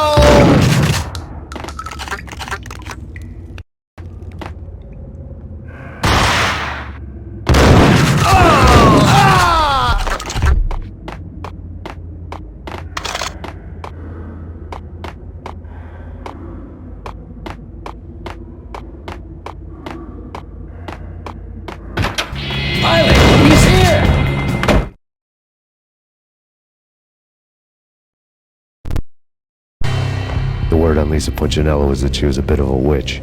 The tarot cards on the kitchen table fit the picture.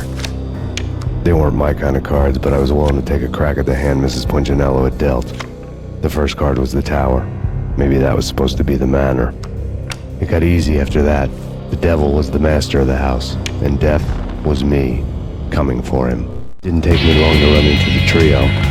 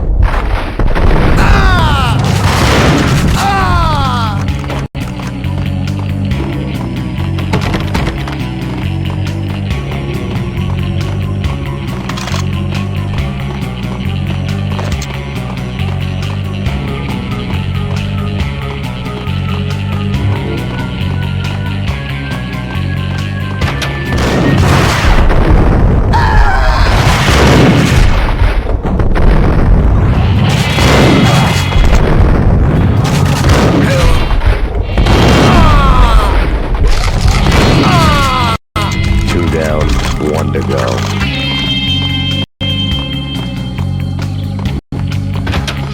Hey!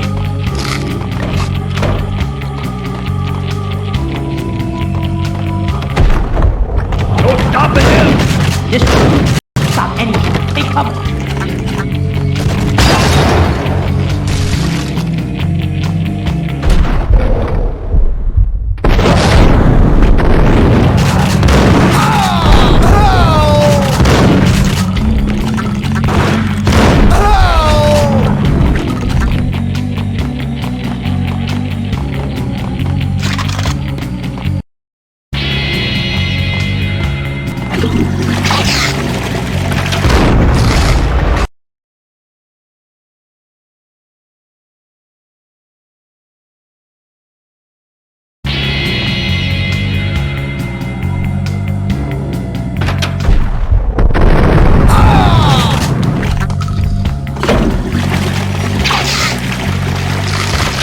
It was too late for her.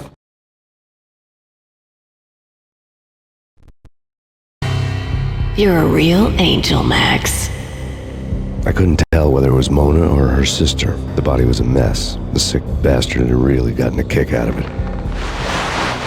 Seeing her lying there got me thinking about another woman's body on another bed. Got me thinking about a fallen cradle.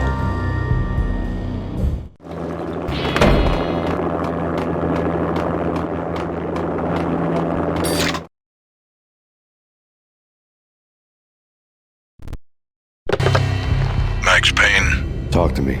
Alfred Woden. You've got company. An armed helicopter just landed on the manor grounds. You must hurry. The more the merrier.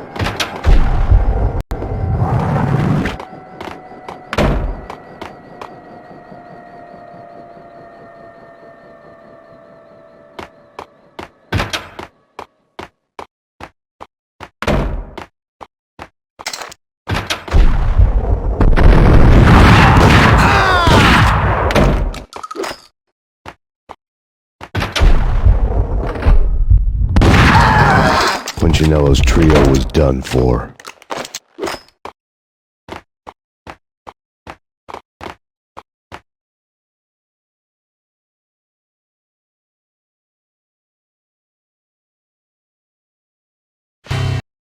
Outside my door.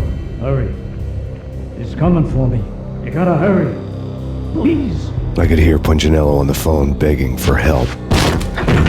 He should have been saying his goodbyes. Punchinello was a pushover. The moment I stepped into the room, he folded like a deuce before a royal flush. No, wait. I was just doing what I was told. I couldn't refuse. She's someone high up. Government, maybe. I don't know. He was trying to buy more sand for his hourglass. I wasn't selling any. No, I told him nothing.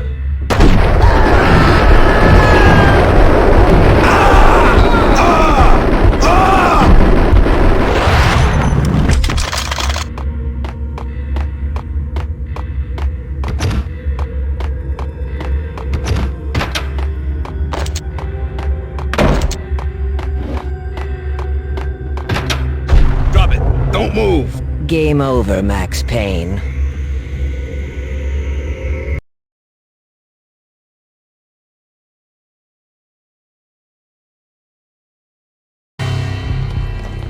I could tell when I was outgunned.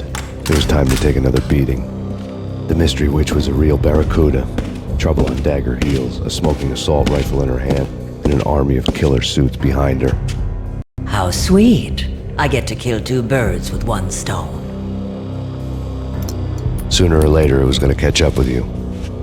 Mr. Payne, It's time to show you the benefits of my brew. Be a good boy now. You'd find that Lady Luck was really a hooker. You were fresh out of cash. Gentlemen, we're done here. Take me to Cold Steel. She had just given me an OD of that. I could feel green fire eating my brains. They turned to steam. They did a fade on me. I'd never had a chance. The witch had got me just as sure as if she put a gun to my head and pulled the trigger. The shadows rushed me, bruised mugshot faces hungry for revenge. They knew my weak spots and closed in for the kill. The floor turned into a vortex of green blood. I fell. The flesh of fallen angels.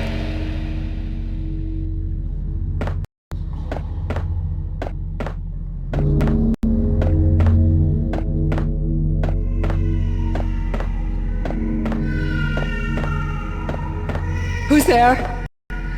Max? Max, is that you? Max? Where are you, Max? Please.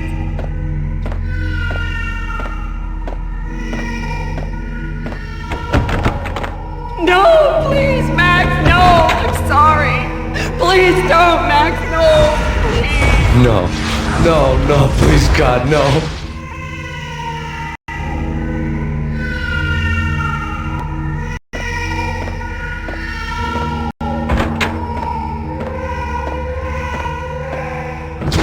Max?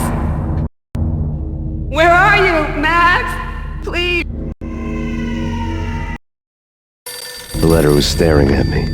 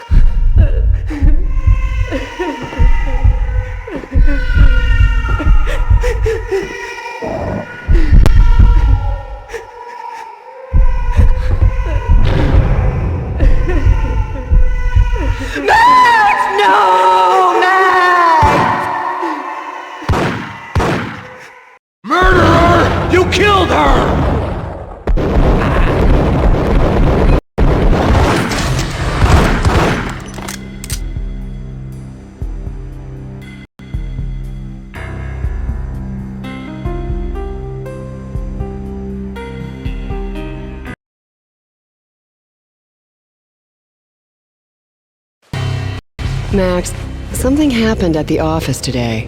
A strange memo. Something about Vikings. Honey, I gotta run. You can tell me all about it this evening. Have a nice day, darling. The bullet holes were rubies on her chest, blood glowing on her ivory skin. She was so beautiful. The killer was smiling. The flesh of fallen angels.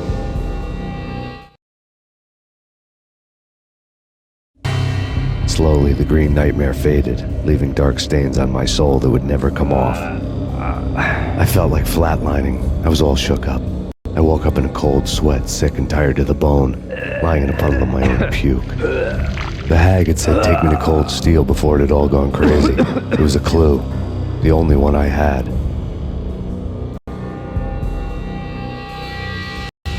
It took me forever to crawl back to my feet and hit the road, but when I did, I drove straight to Cold Steel Foundry outside the city. There was a whole lot of action around the place for a freezing winter night. Trucks coming and going, men running. I had the drop on the mystery witch. She thought I was dead. I was on her blind side. I was going in. The bad trip had put me in a crazy mood, adrenaline pumping through my aching veins. Staggering on the mill roof in ice and snow and wild wind, I was a ninja. My kung fu was strong. I wasn't kidding anybody. At best, I was Superman on Kryptonite about to fall through a skylight, down to where it was all going down. A half-abandoned industrial area in the middle of nowhere. The factory was a perfect front for any number of illegal activities. In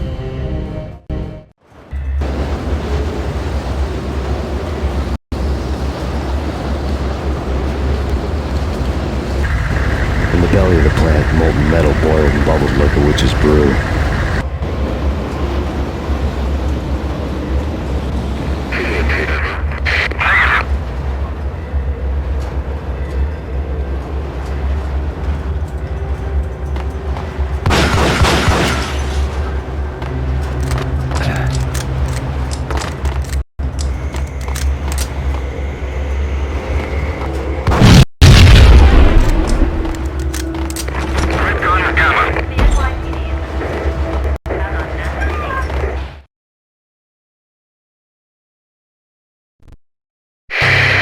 Life-threatening weather condition.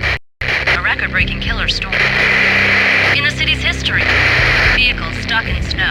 Heavy snowfall. Forecast shows severe weather is expected to continue. Out in the night, snow fell like confetti over the Devil's Parade. The storm was anything but over.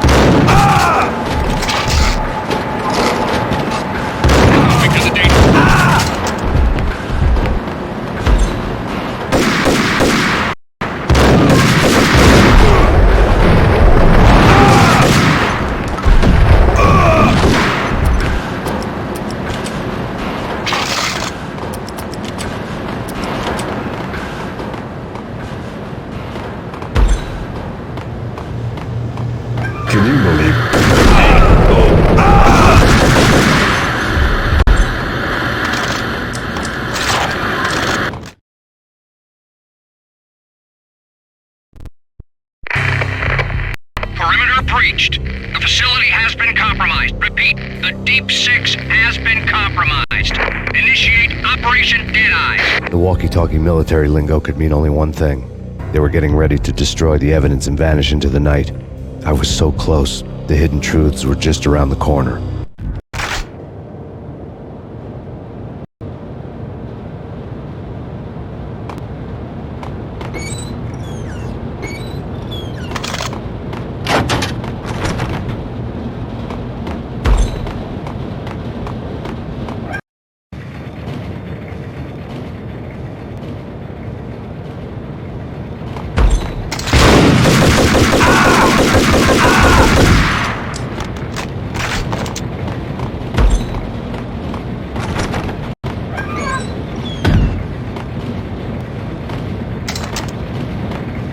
The folder on the table told a grim tale. The mercenaries were running a tight operation, paperwork and all. Merchandise missing again. A chemist had tried to smuggle it out for his own private party. Locked him up in cell B7 in D6's old test facility to wait for proper processing. I was close enough to hear the secrets, just beyond the next doorway.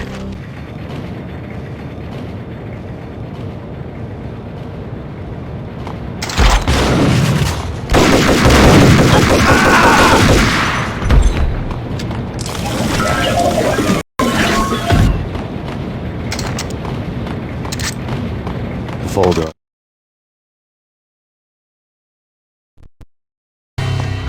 The mercenaries were running a tight operation, paperwork and all. Merchandise missing again. A chemist had tried to smuggle it out for his own private party. Locked him up in cell B7 in D6's old test facility to wait for proper processing. I was close enough to hear the secrets, just beyond the next doorway.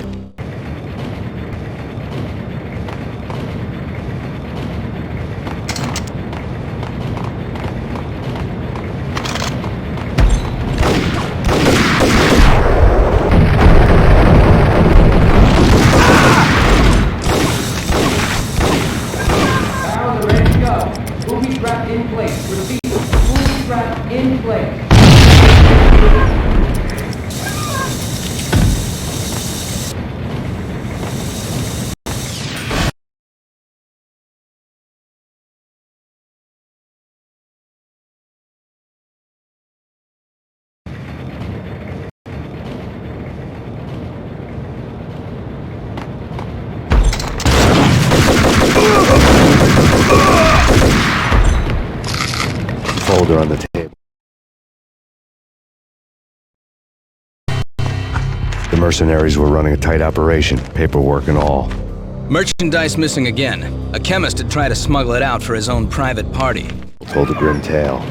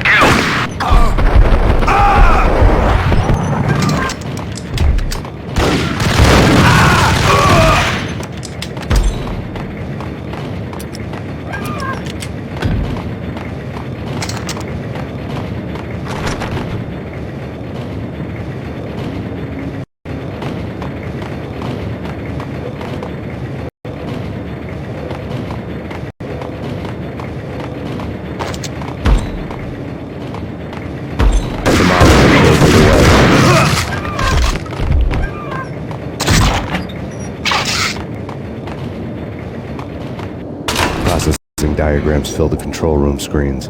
All but one are titled D6 on one of the screens. Somewhere onwards, it has rows of ovens in the core of the plant.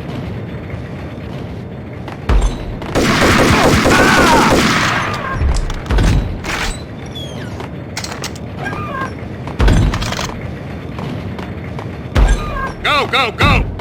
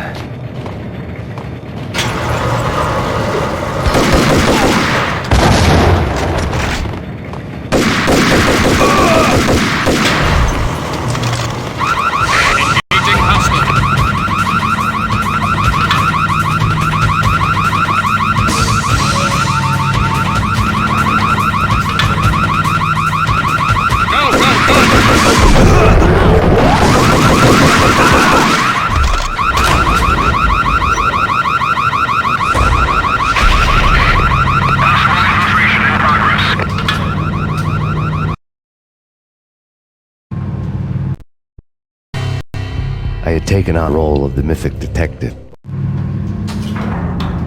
following a path of clues to that final revelation, even if it would take me down to the cold, cavernous depths of a grave. You can't do this! My men are still inside! Do you have any idea why this is called Operation Deadeyes?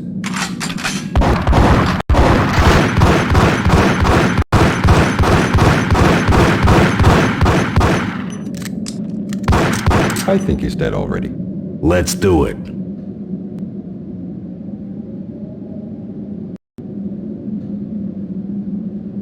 Attention all personnel.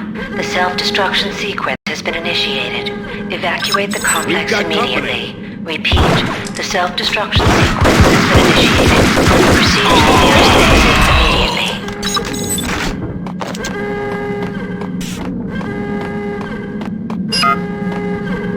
I had seen the logo.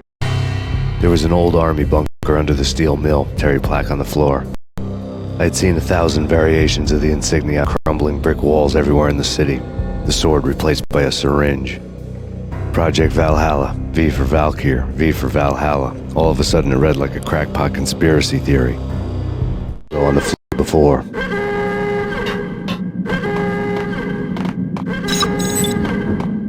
Abort! Abort! The self-destruction sequence has been initiated! Get the hell out of here! The place is...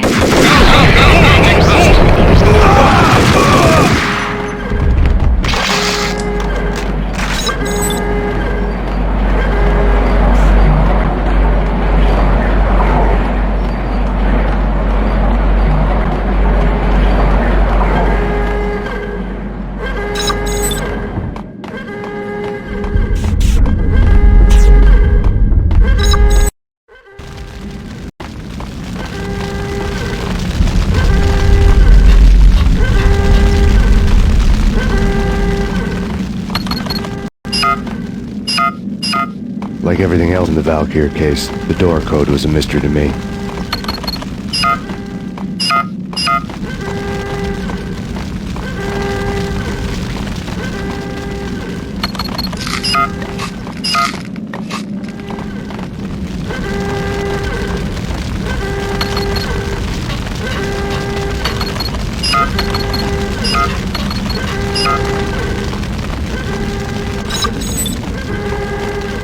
Attention all personnel. The self-destruction proceed to the nearest exit immediately. Decontamination in progress. The half-life of the lab rat ended online, his password blinking on the screen. 665, neighbor of the beast.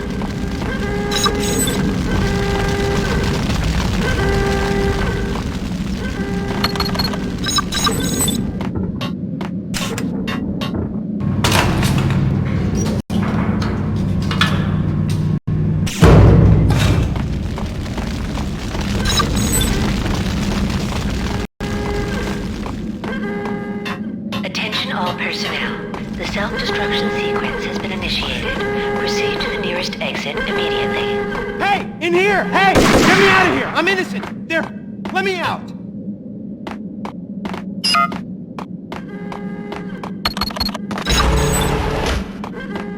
Hey! In here! Hey! Get me out of here! I'm innocent! There!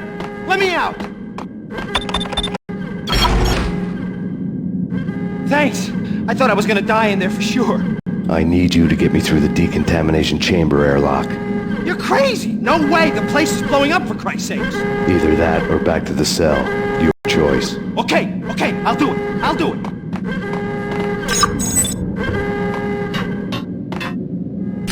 Attention all personnel. The self-destruction sequence has been initiated. Proceed to the nearest exit immediately.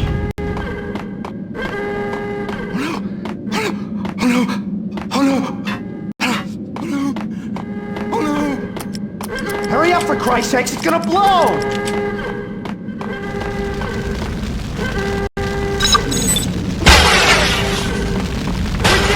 We're dead! Go!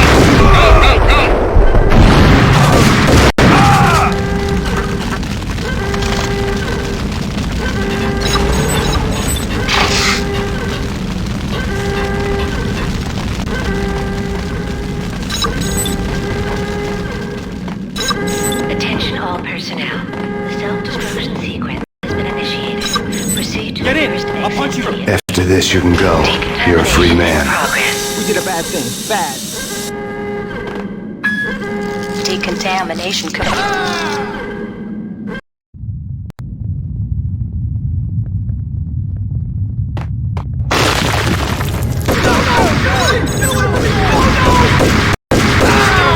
Move it! Let's go!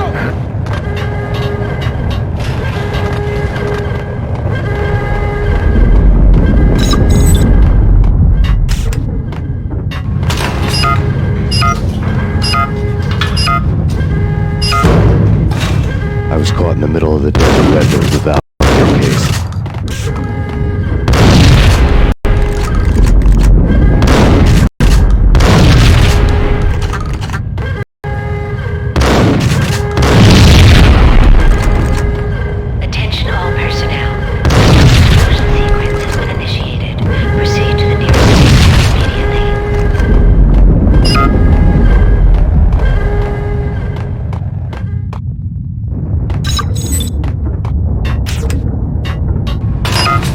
dagger-heeled woman had come and gone a long time ago.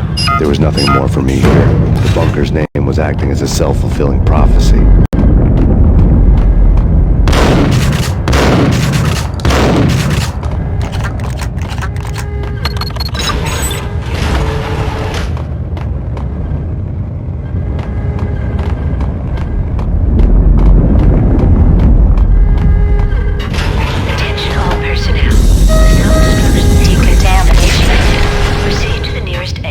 Self-destruction imminent. 30, 29, 28, 27, 26, 25, 24, 23, 22, 21, 20, 19, 18, 17, 16, 15, 14, 13, 12, 11, 10, 9, 8, 7, 6, 5, 4, 3, 2, 1. Commence.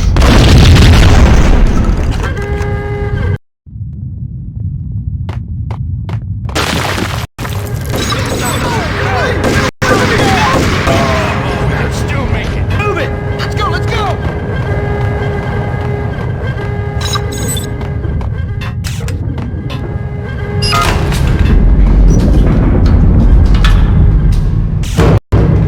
I was caught in the middle of the deadly web that was about to case.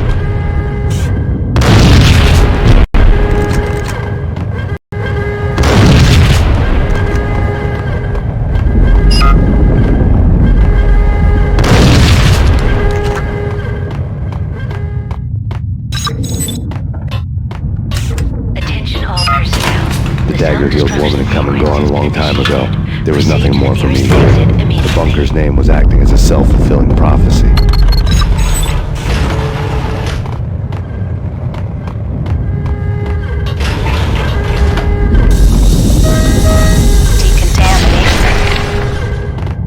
Self-destruction imminent. 30, 29, 28, 27, 26, 25, 24, 23, 22, 21, 17, 16, 15, 14, 13, 12, 10, 9, attention all 8, 7, 6, 5, 4, 3, 2, 1, commence.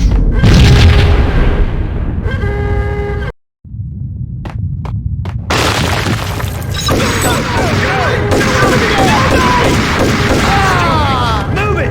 Let's go. Let's go.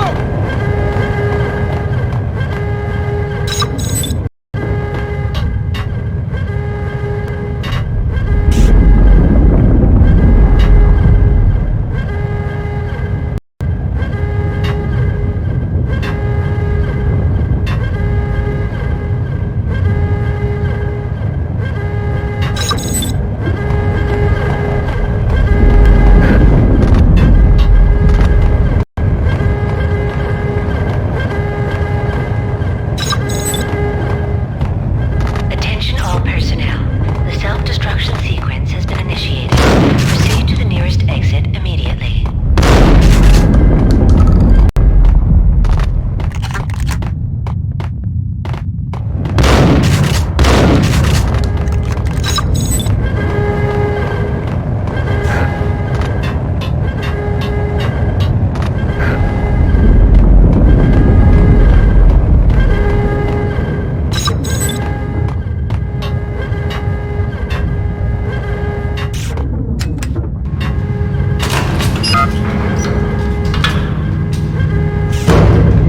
I was caught in the middle of the deadly web that was the Valkyr.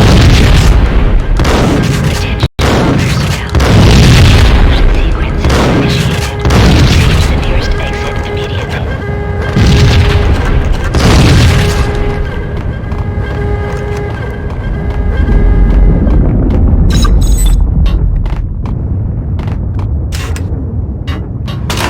The dagger-heeled woman had come and gone a long time ago.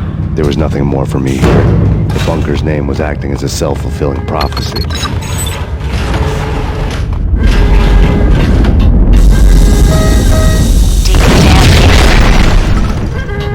Self-destruction imminent.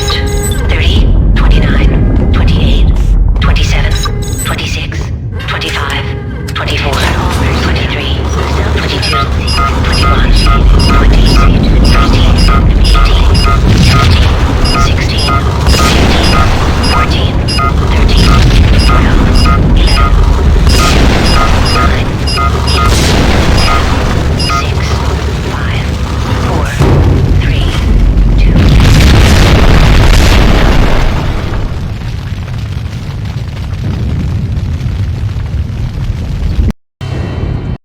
piece together a jigsaw, and the final picture is you finishing that same puzzle.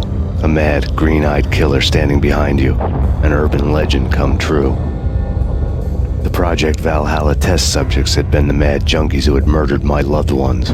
The rest was simple body count math. It all pointed to her. Ms. Valkyr.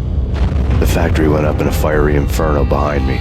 All my leads were dead, turned to smoke and dust. I had lost my way. I hadn't slept in a million years. I felt thin as death. I've been living on an endless supply of week-old donuts. They were fuel for this crazy furnace inside my head. I couldn't remember when I had last seen the sun. I was on a permanent graveyard shift. When the darkness fell, New York City became something else, any old Sinatra song notwithstanding. Bad things happened in the night, on the streets of that other city, Noir York City.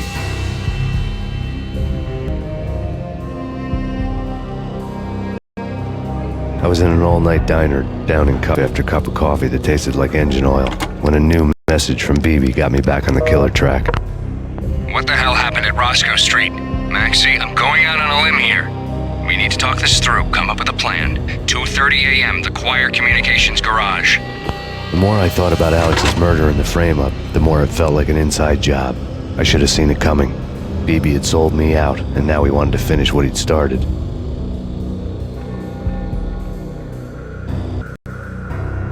The garage was dead. BB showed up in his tailor-made suit, gold watch, and cufflinks to match, all way beyond a Maxie. Oozing suave charm. He was guilty as hell. What the hell does BB stand for anyway? Backstabbing bastard? Come on, don't be like that. Have a cigar. I don't smoke. Maxie, you have no idea how big this is. It's huge. You have no idea.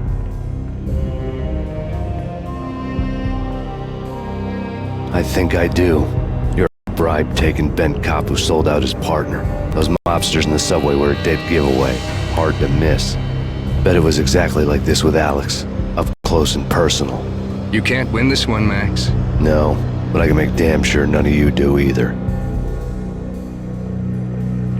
BB turned out to be another cardboard cutout bad guy.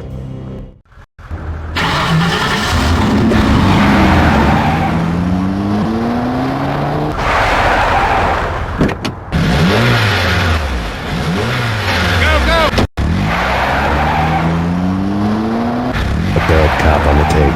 A cowardly right-hand man fleeing from the scene, leaving his paid thugs to...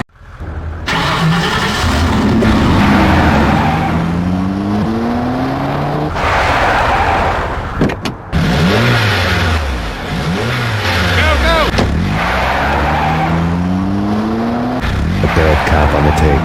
A cowardly right-hand man fleeing from the scene, leaving his paid thugs to do his dirty work.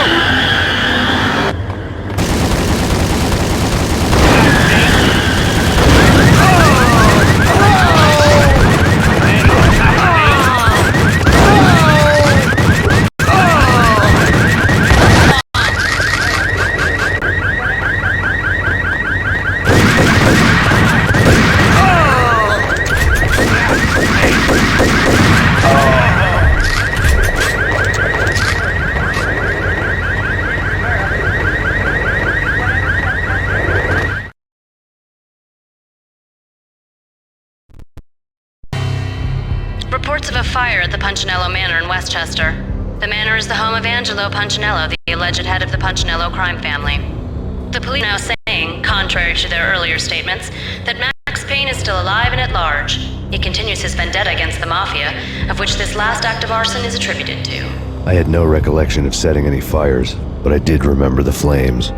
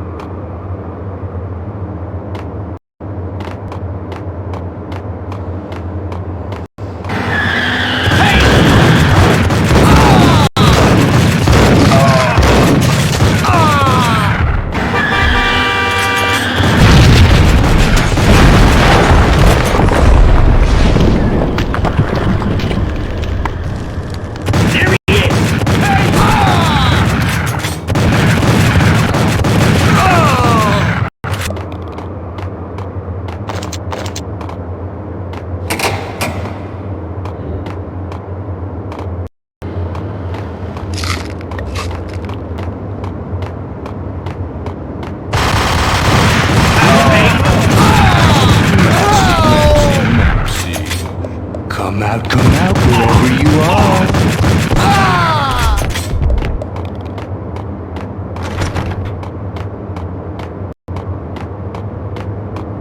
The payphone started to ring.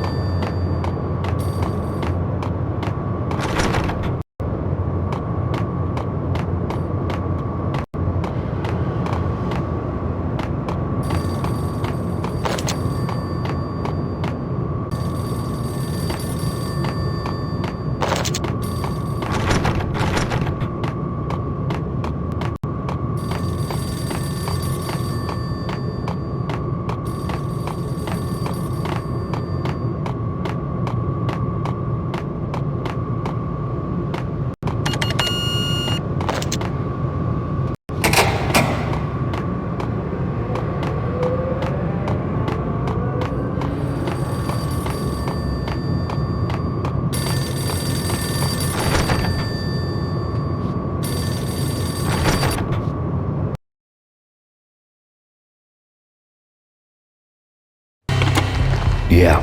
Max Payne? Whatever does it for you. This is Alfred Woden. I can give you the name of your enemy. Come to the Asgard building presently.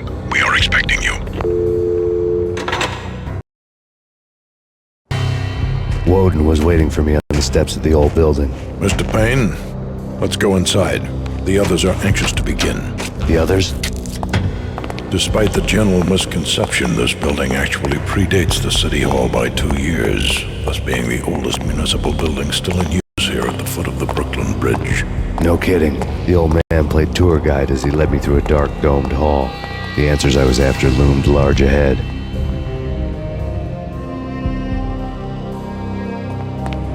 Mr. Payne, I would like to introduce you to my colleagues in what we call the Inner Circle. You've been watching too much X-Files. You have seen the files on Project Valhalla. We can fill the gaps, provide you with the information missing from those files. We were all involved in the early stages of the project during the Gulf War. What's the catch? We would very much like to blow this thing wide open, but our hands are tied.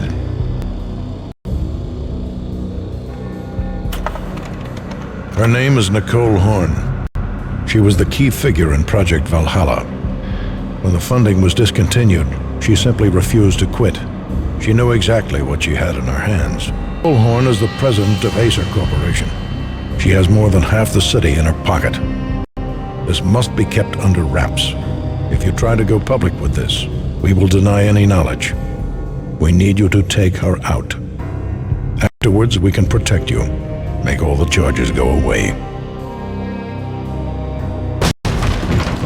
That was the cue for the killer suits to kick in the doors and swarm inside.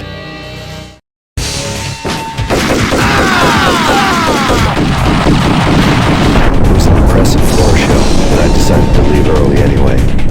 It was only a one-story fall.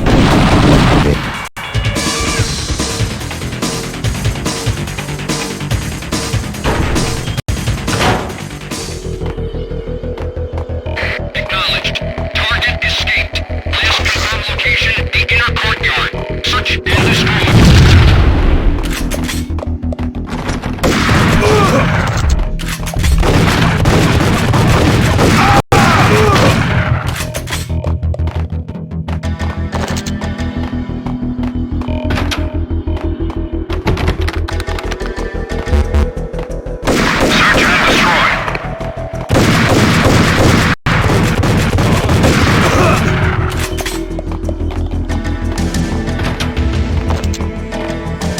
One of the monitors.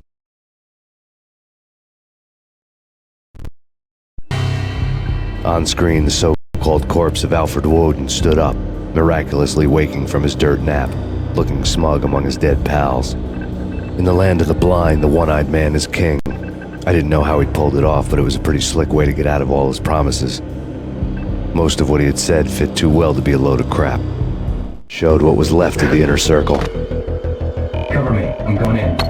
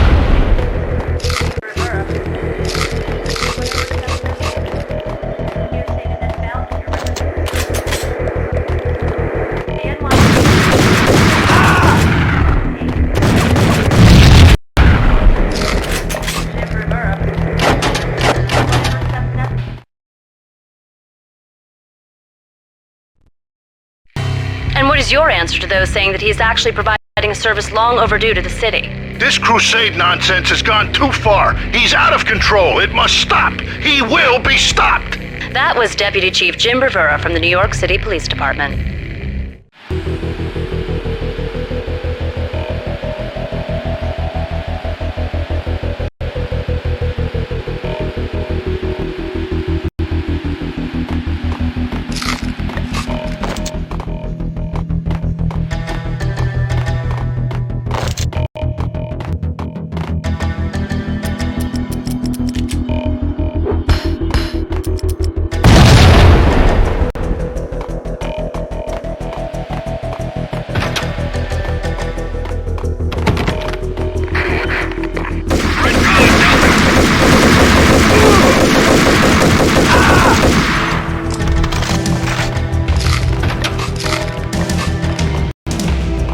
Videotape lay on the desk.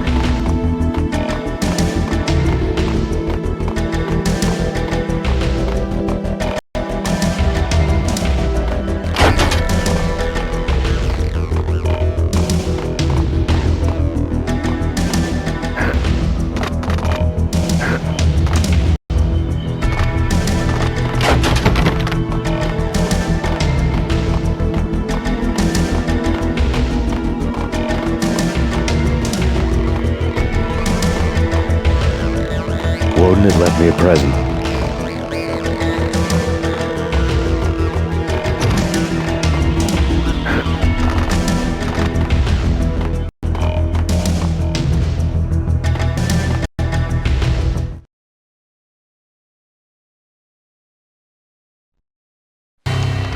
Nicole Horn had blackmailed the inner circle into silence. The tape came with a curt extortion note on a piece of expensive paper. I remembered Candy Dawn taping her clients in action on the side, selling the tapes to the highest bidder. I was sure that kinky sex was nowhere near Alfred Woden's worst sin, but I had a feeling that when this was over, any collateral would come in handy.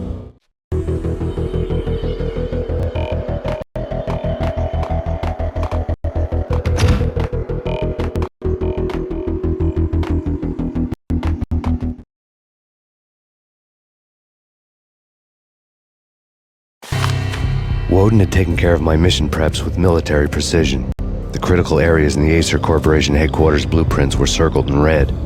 The president's office was at the top of the building, right below her penthouse suite. The elevators were controlled by a security computer, part of the mainframe located underground below the building. The high-rise was sealed as tight as a sci-fi fortress.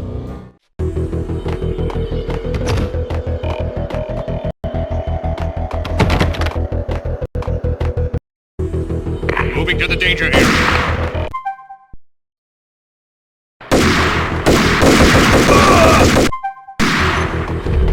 Alert!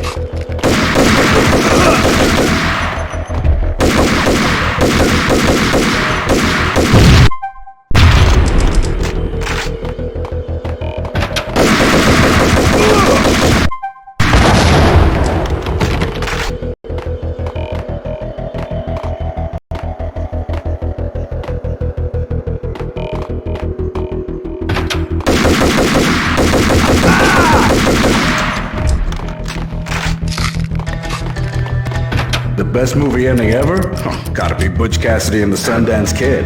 I hear. Hey, what the?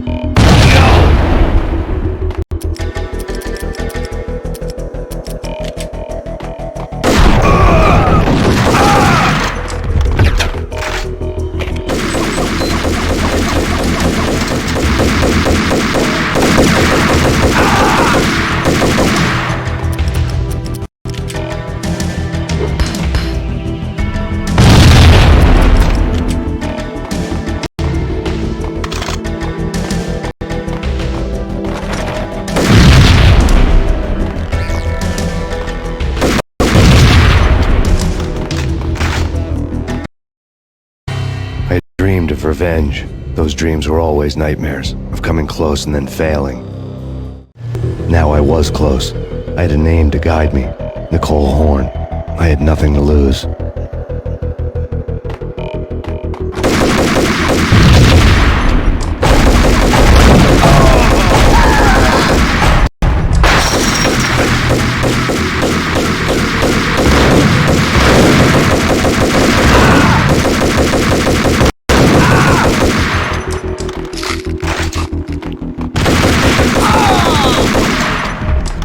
The inner circle had quite a track record.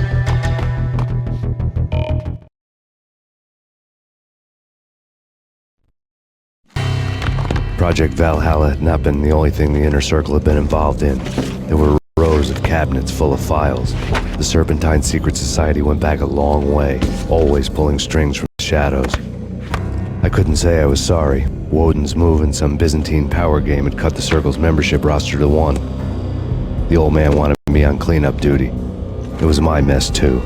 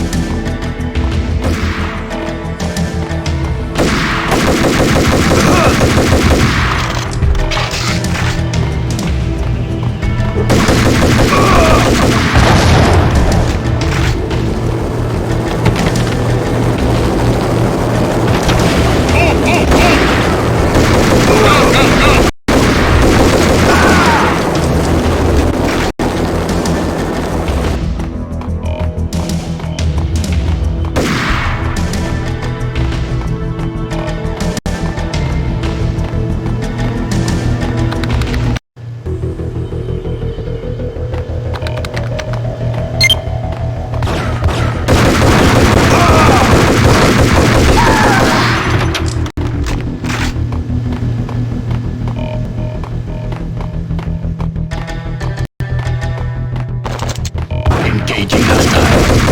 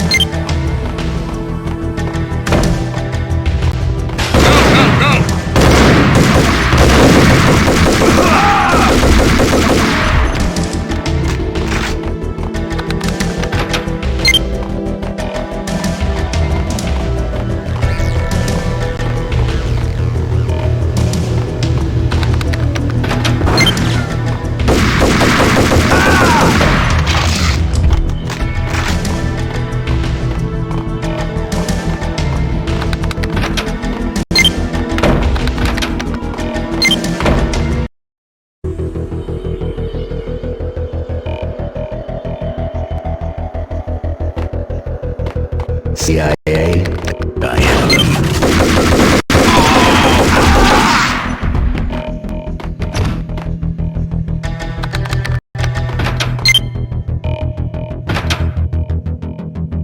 Take him down. Shoot to kill. Let's finish this.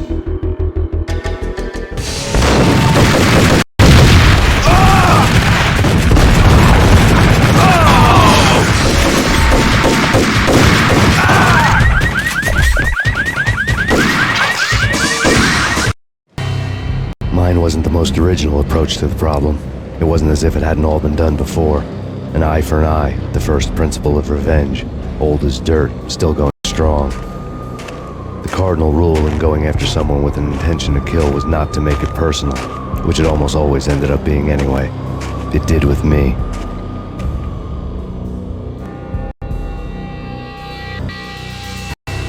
I took my time, cruising around the city in the snow. There was no hurry. I knew what I had to do now. I took my time, thinking about it, building up the rage.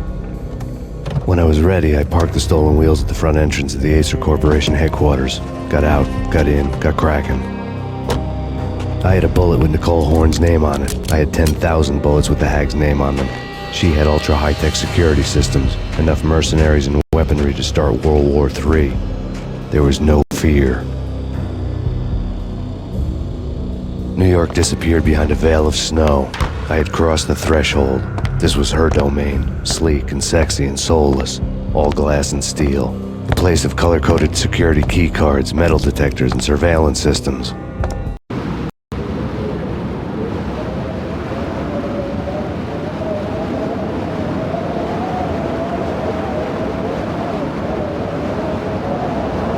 Colder than a walk-in fridge. Cold as a gun.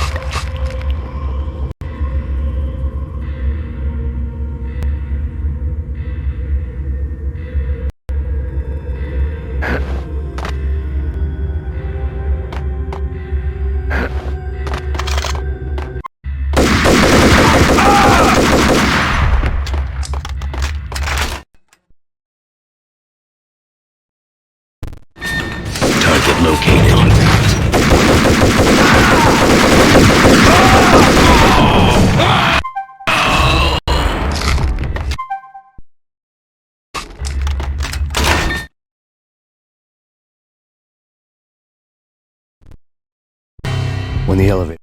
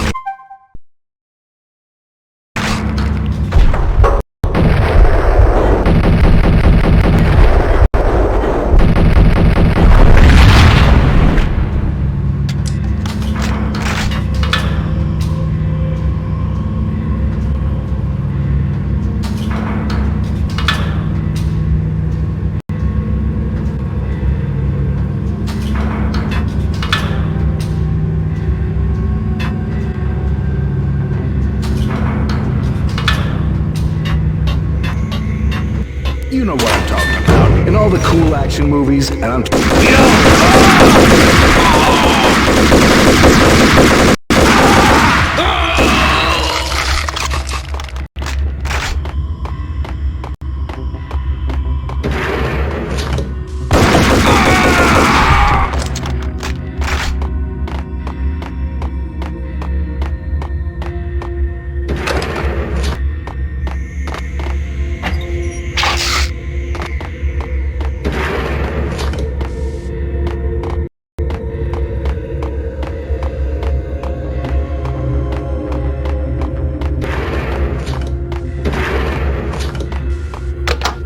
I had elevator access to the mainframe.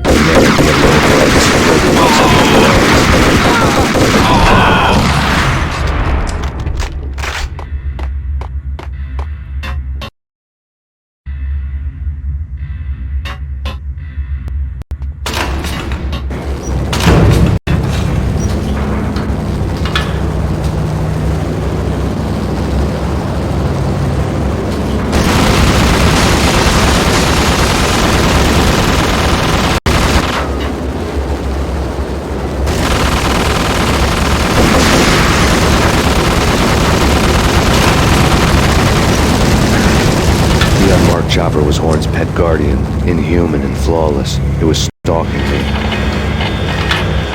I had to be stereotyped.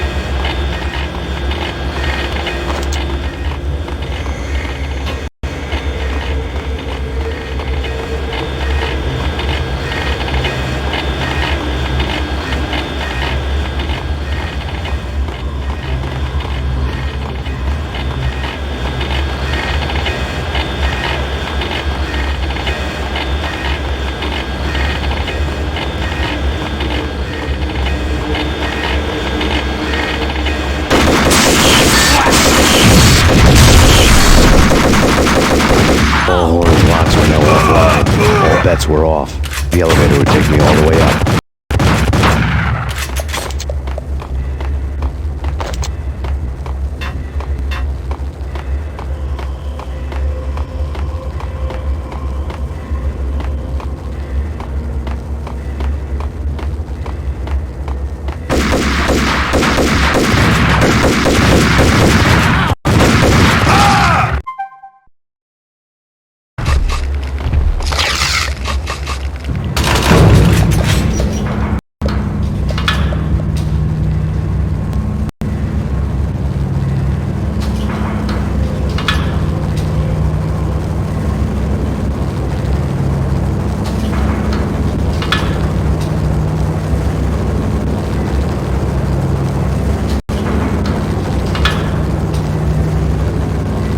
Seen from this height, the night seemed to stretch on to eternity.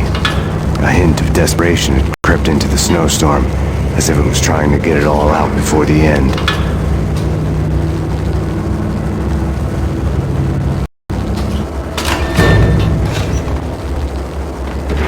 Assistance.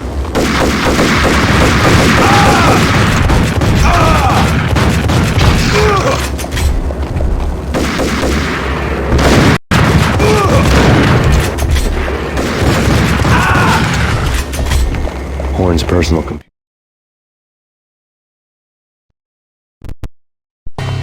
Next to the printer was a neat stack of expensive paper. Hacking through Horn's computer would have unearthed files of criminal plans, strategies for world domination, spy helicopter reports, illegal wiretap recordings, internet porno, all of the above. Take your pick. I really didn't care anymore.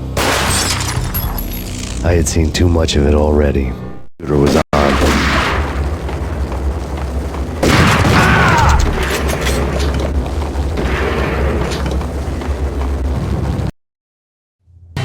Valkyr had been meant to be a white-winged maiden that would lift you to a warrior's heaven, but it turned out to be a one-way demon ride to hell. The devil was in the drug. I knew. I had met him.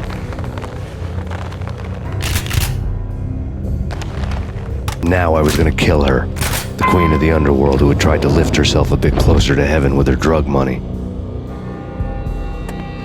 No begging, no bribes. She knew better. Honor among killers. We who were about to die, both of us knew how this would end, in pain and suffering.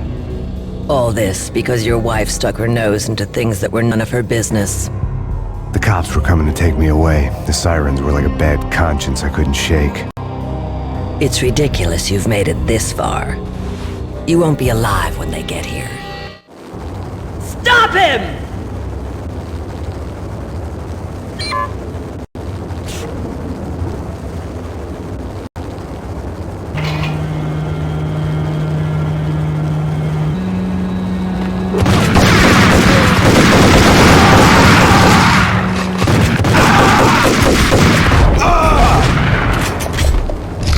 The elevator lobby. Get us back up now.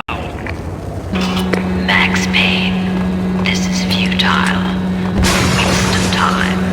The deaths of your wife and daughter were necessary.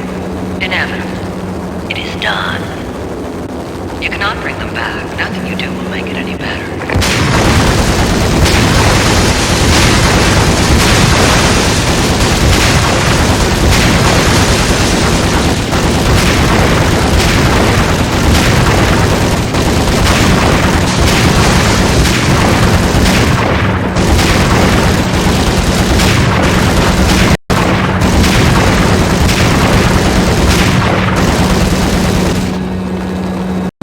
Max Payne, you are fighting a losing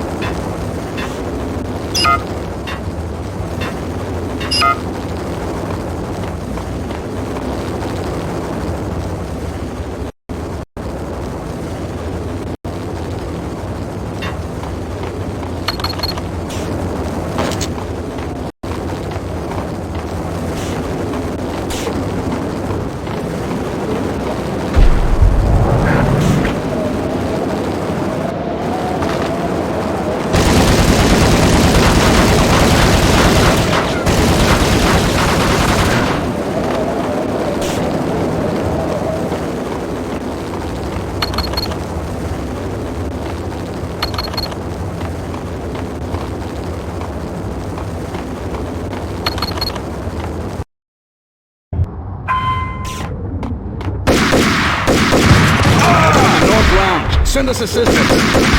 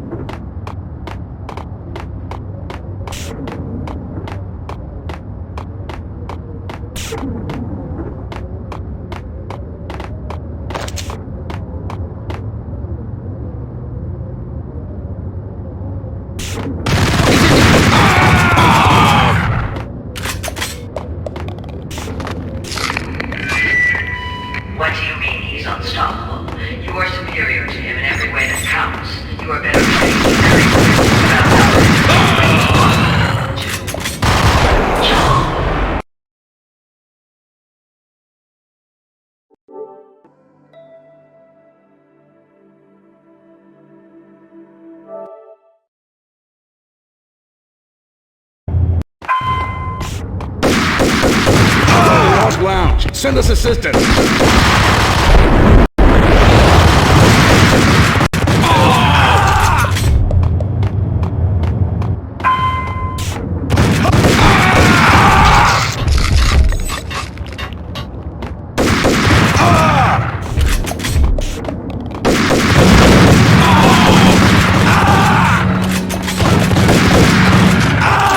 Payne is in the Central Lounge, the Skylight Lounge. Get in here.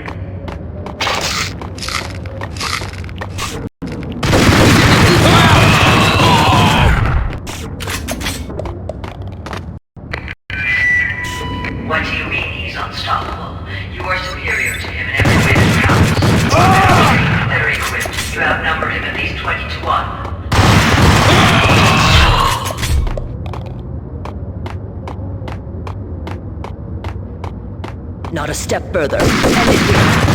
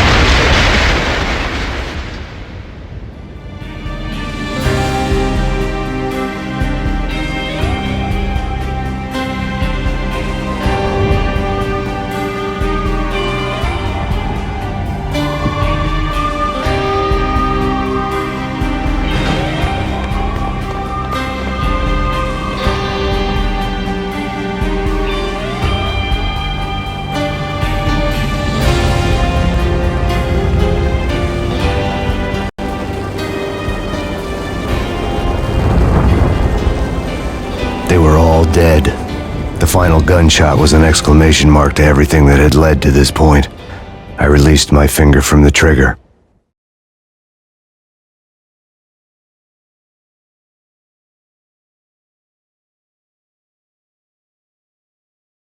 And then it was all over.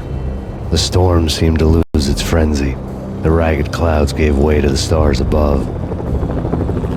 Max Payne, this is Deputy Chief Jim Bravura from the NYPD. We've got the building surrounded. Throw down your weapons and lie down with your hands behind your head. A bit closer to heaven.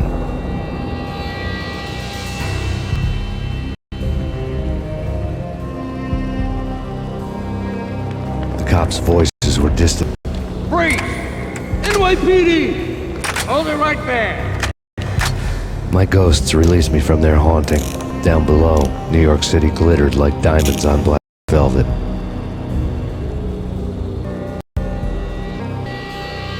You gave us one hell of a ride. Take him down to Central Booking. You heard the man. Woden was there in the crowd, standing by the sidelines. It wouldn't be over till the man with the patch would say so. He'd say the right words. I knew he would. He'd better. Woden grinned smugly. It was the grin of a winner. That made two of us.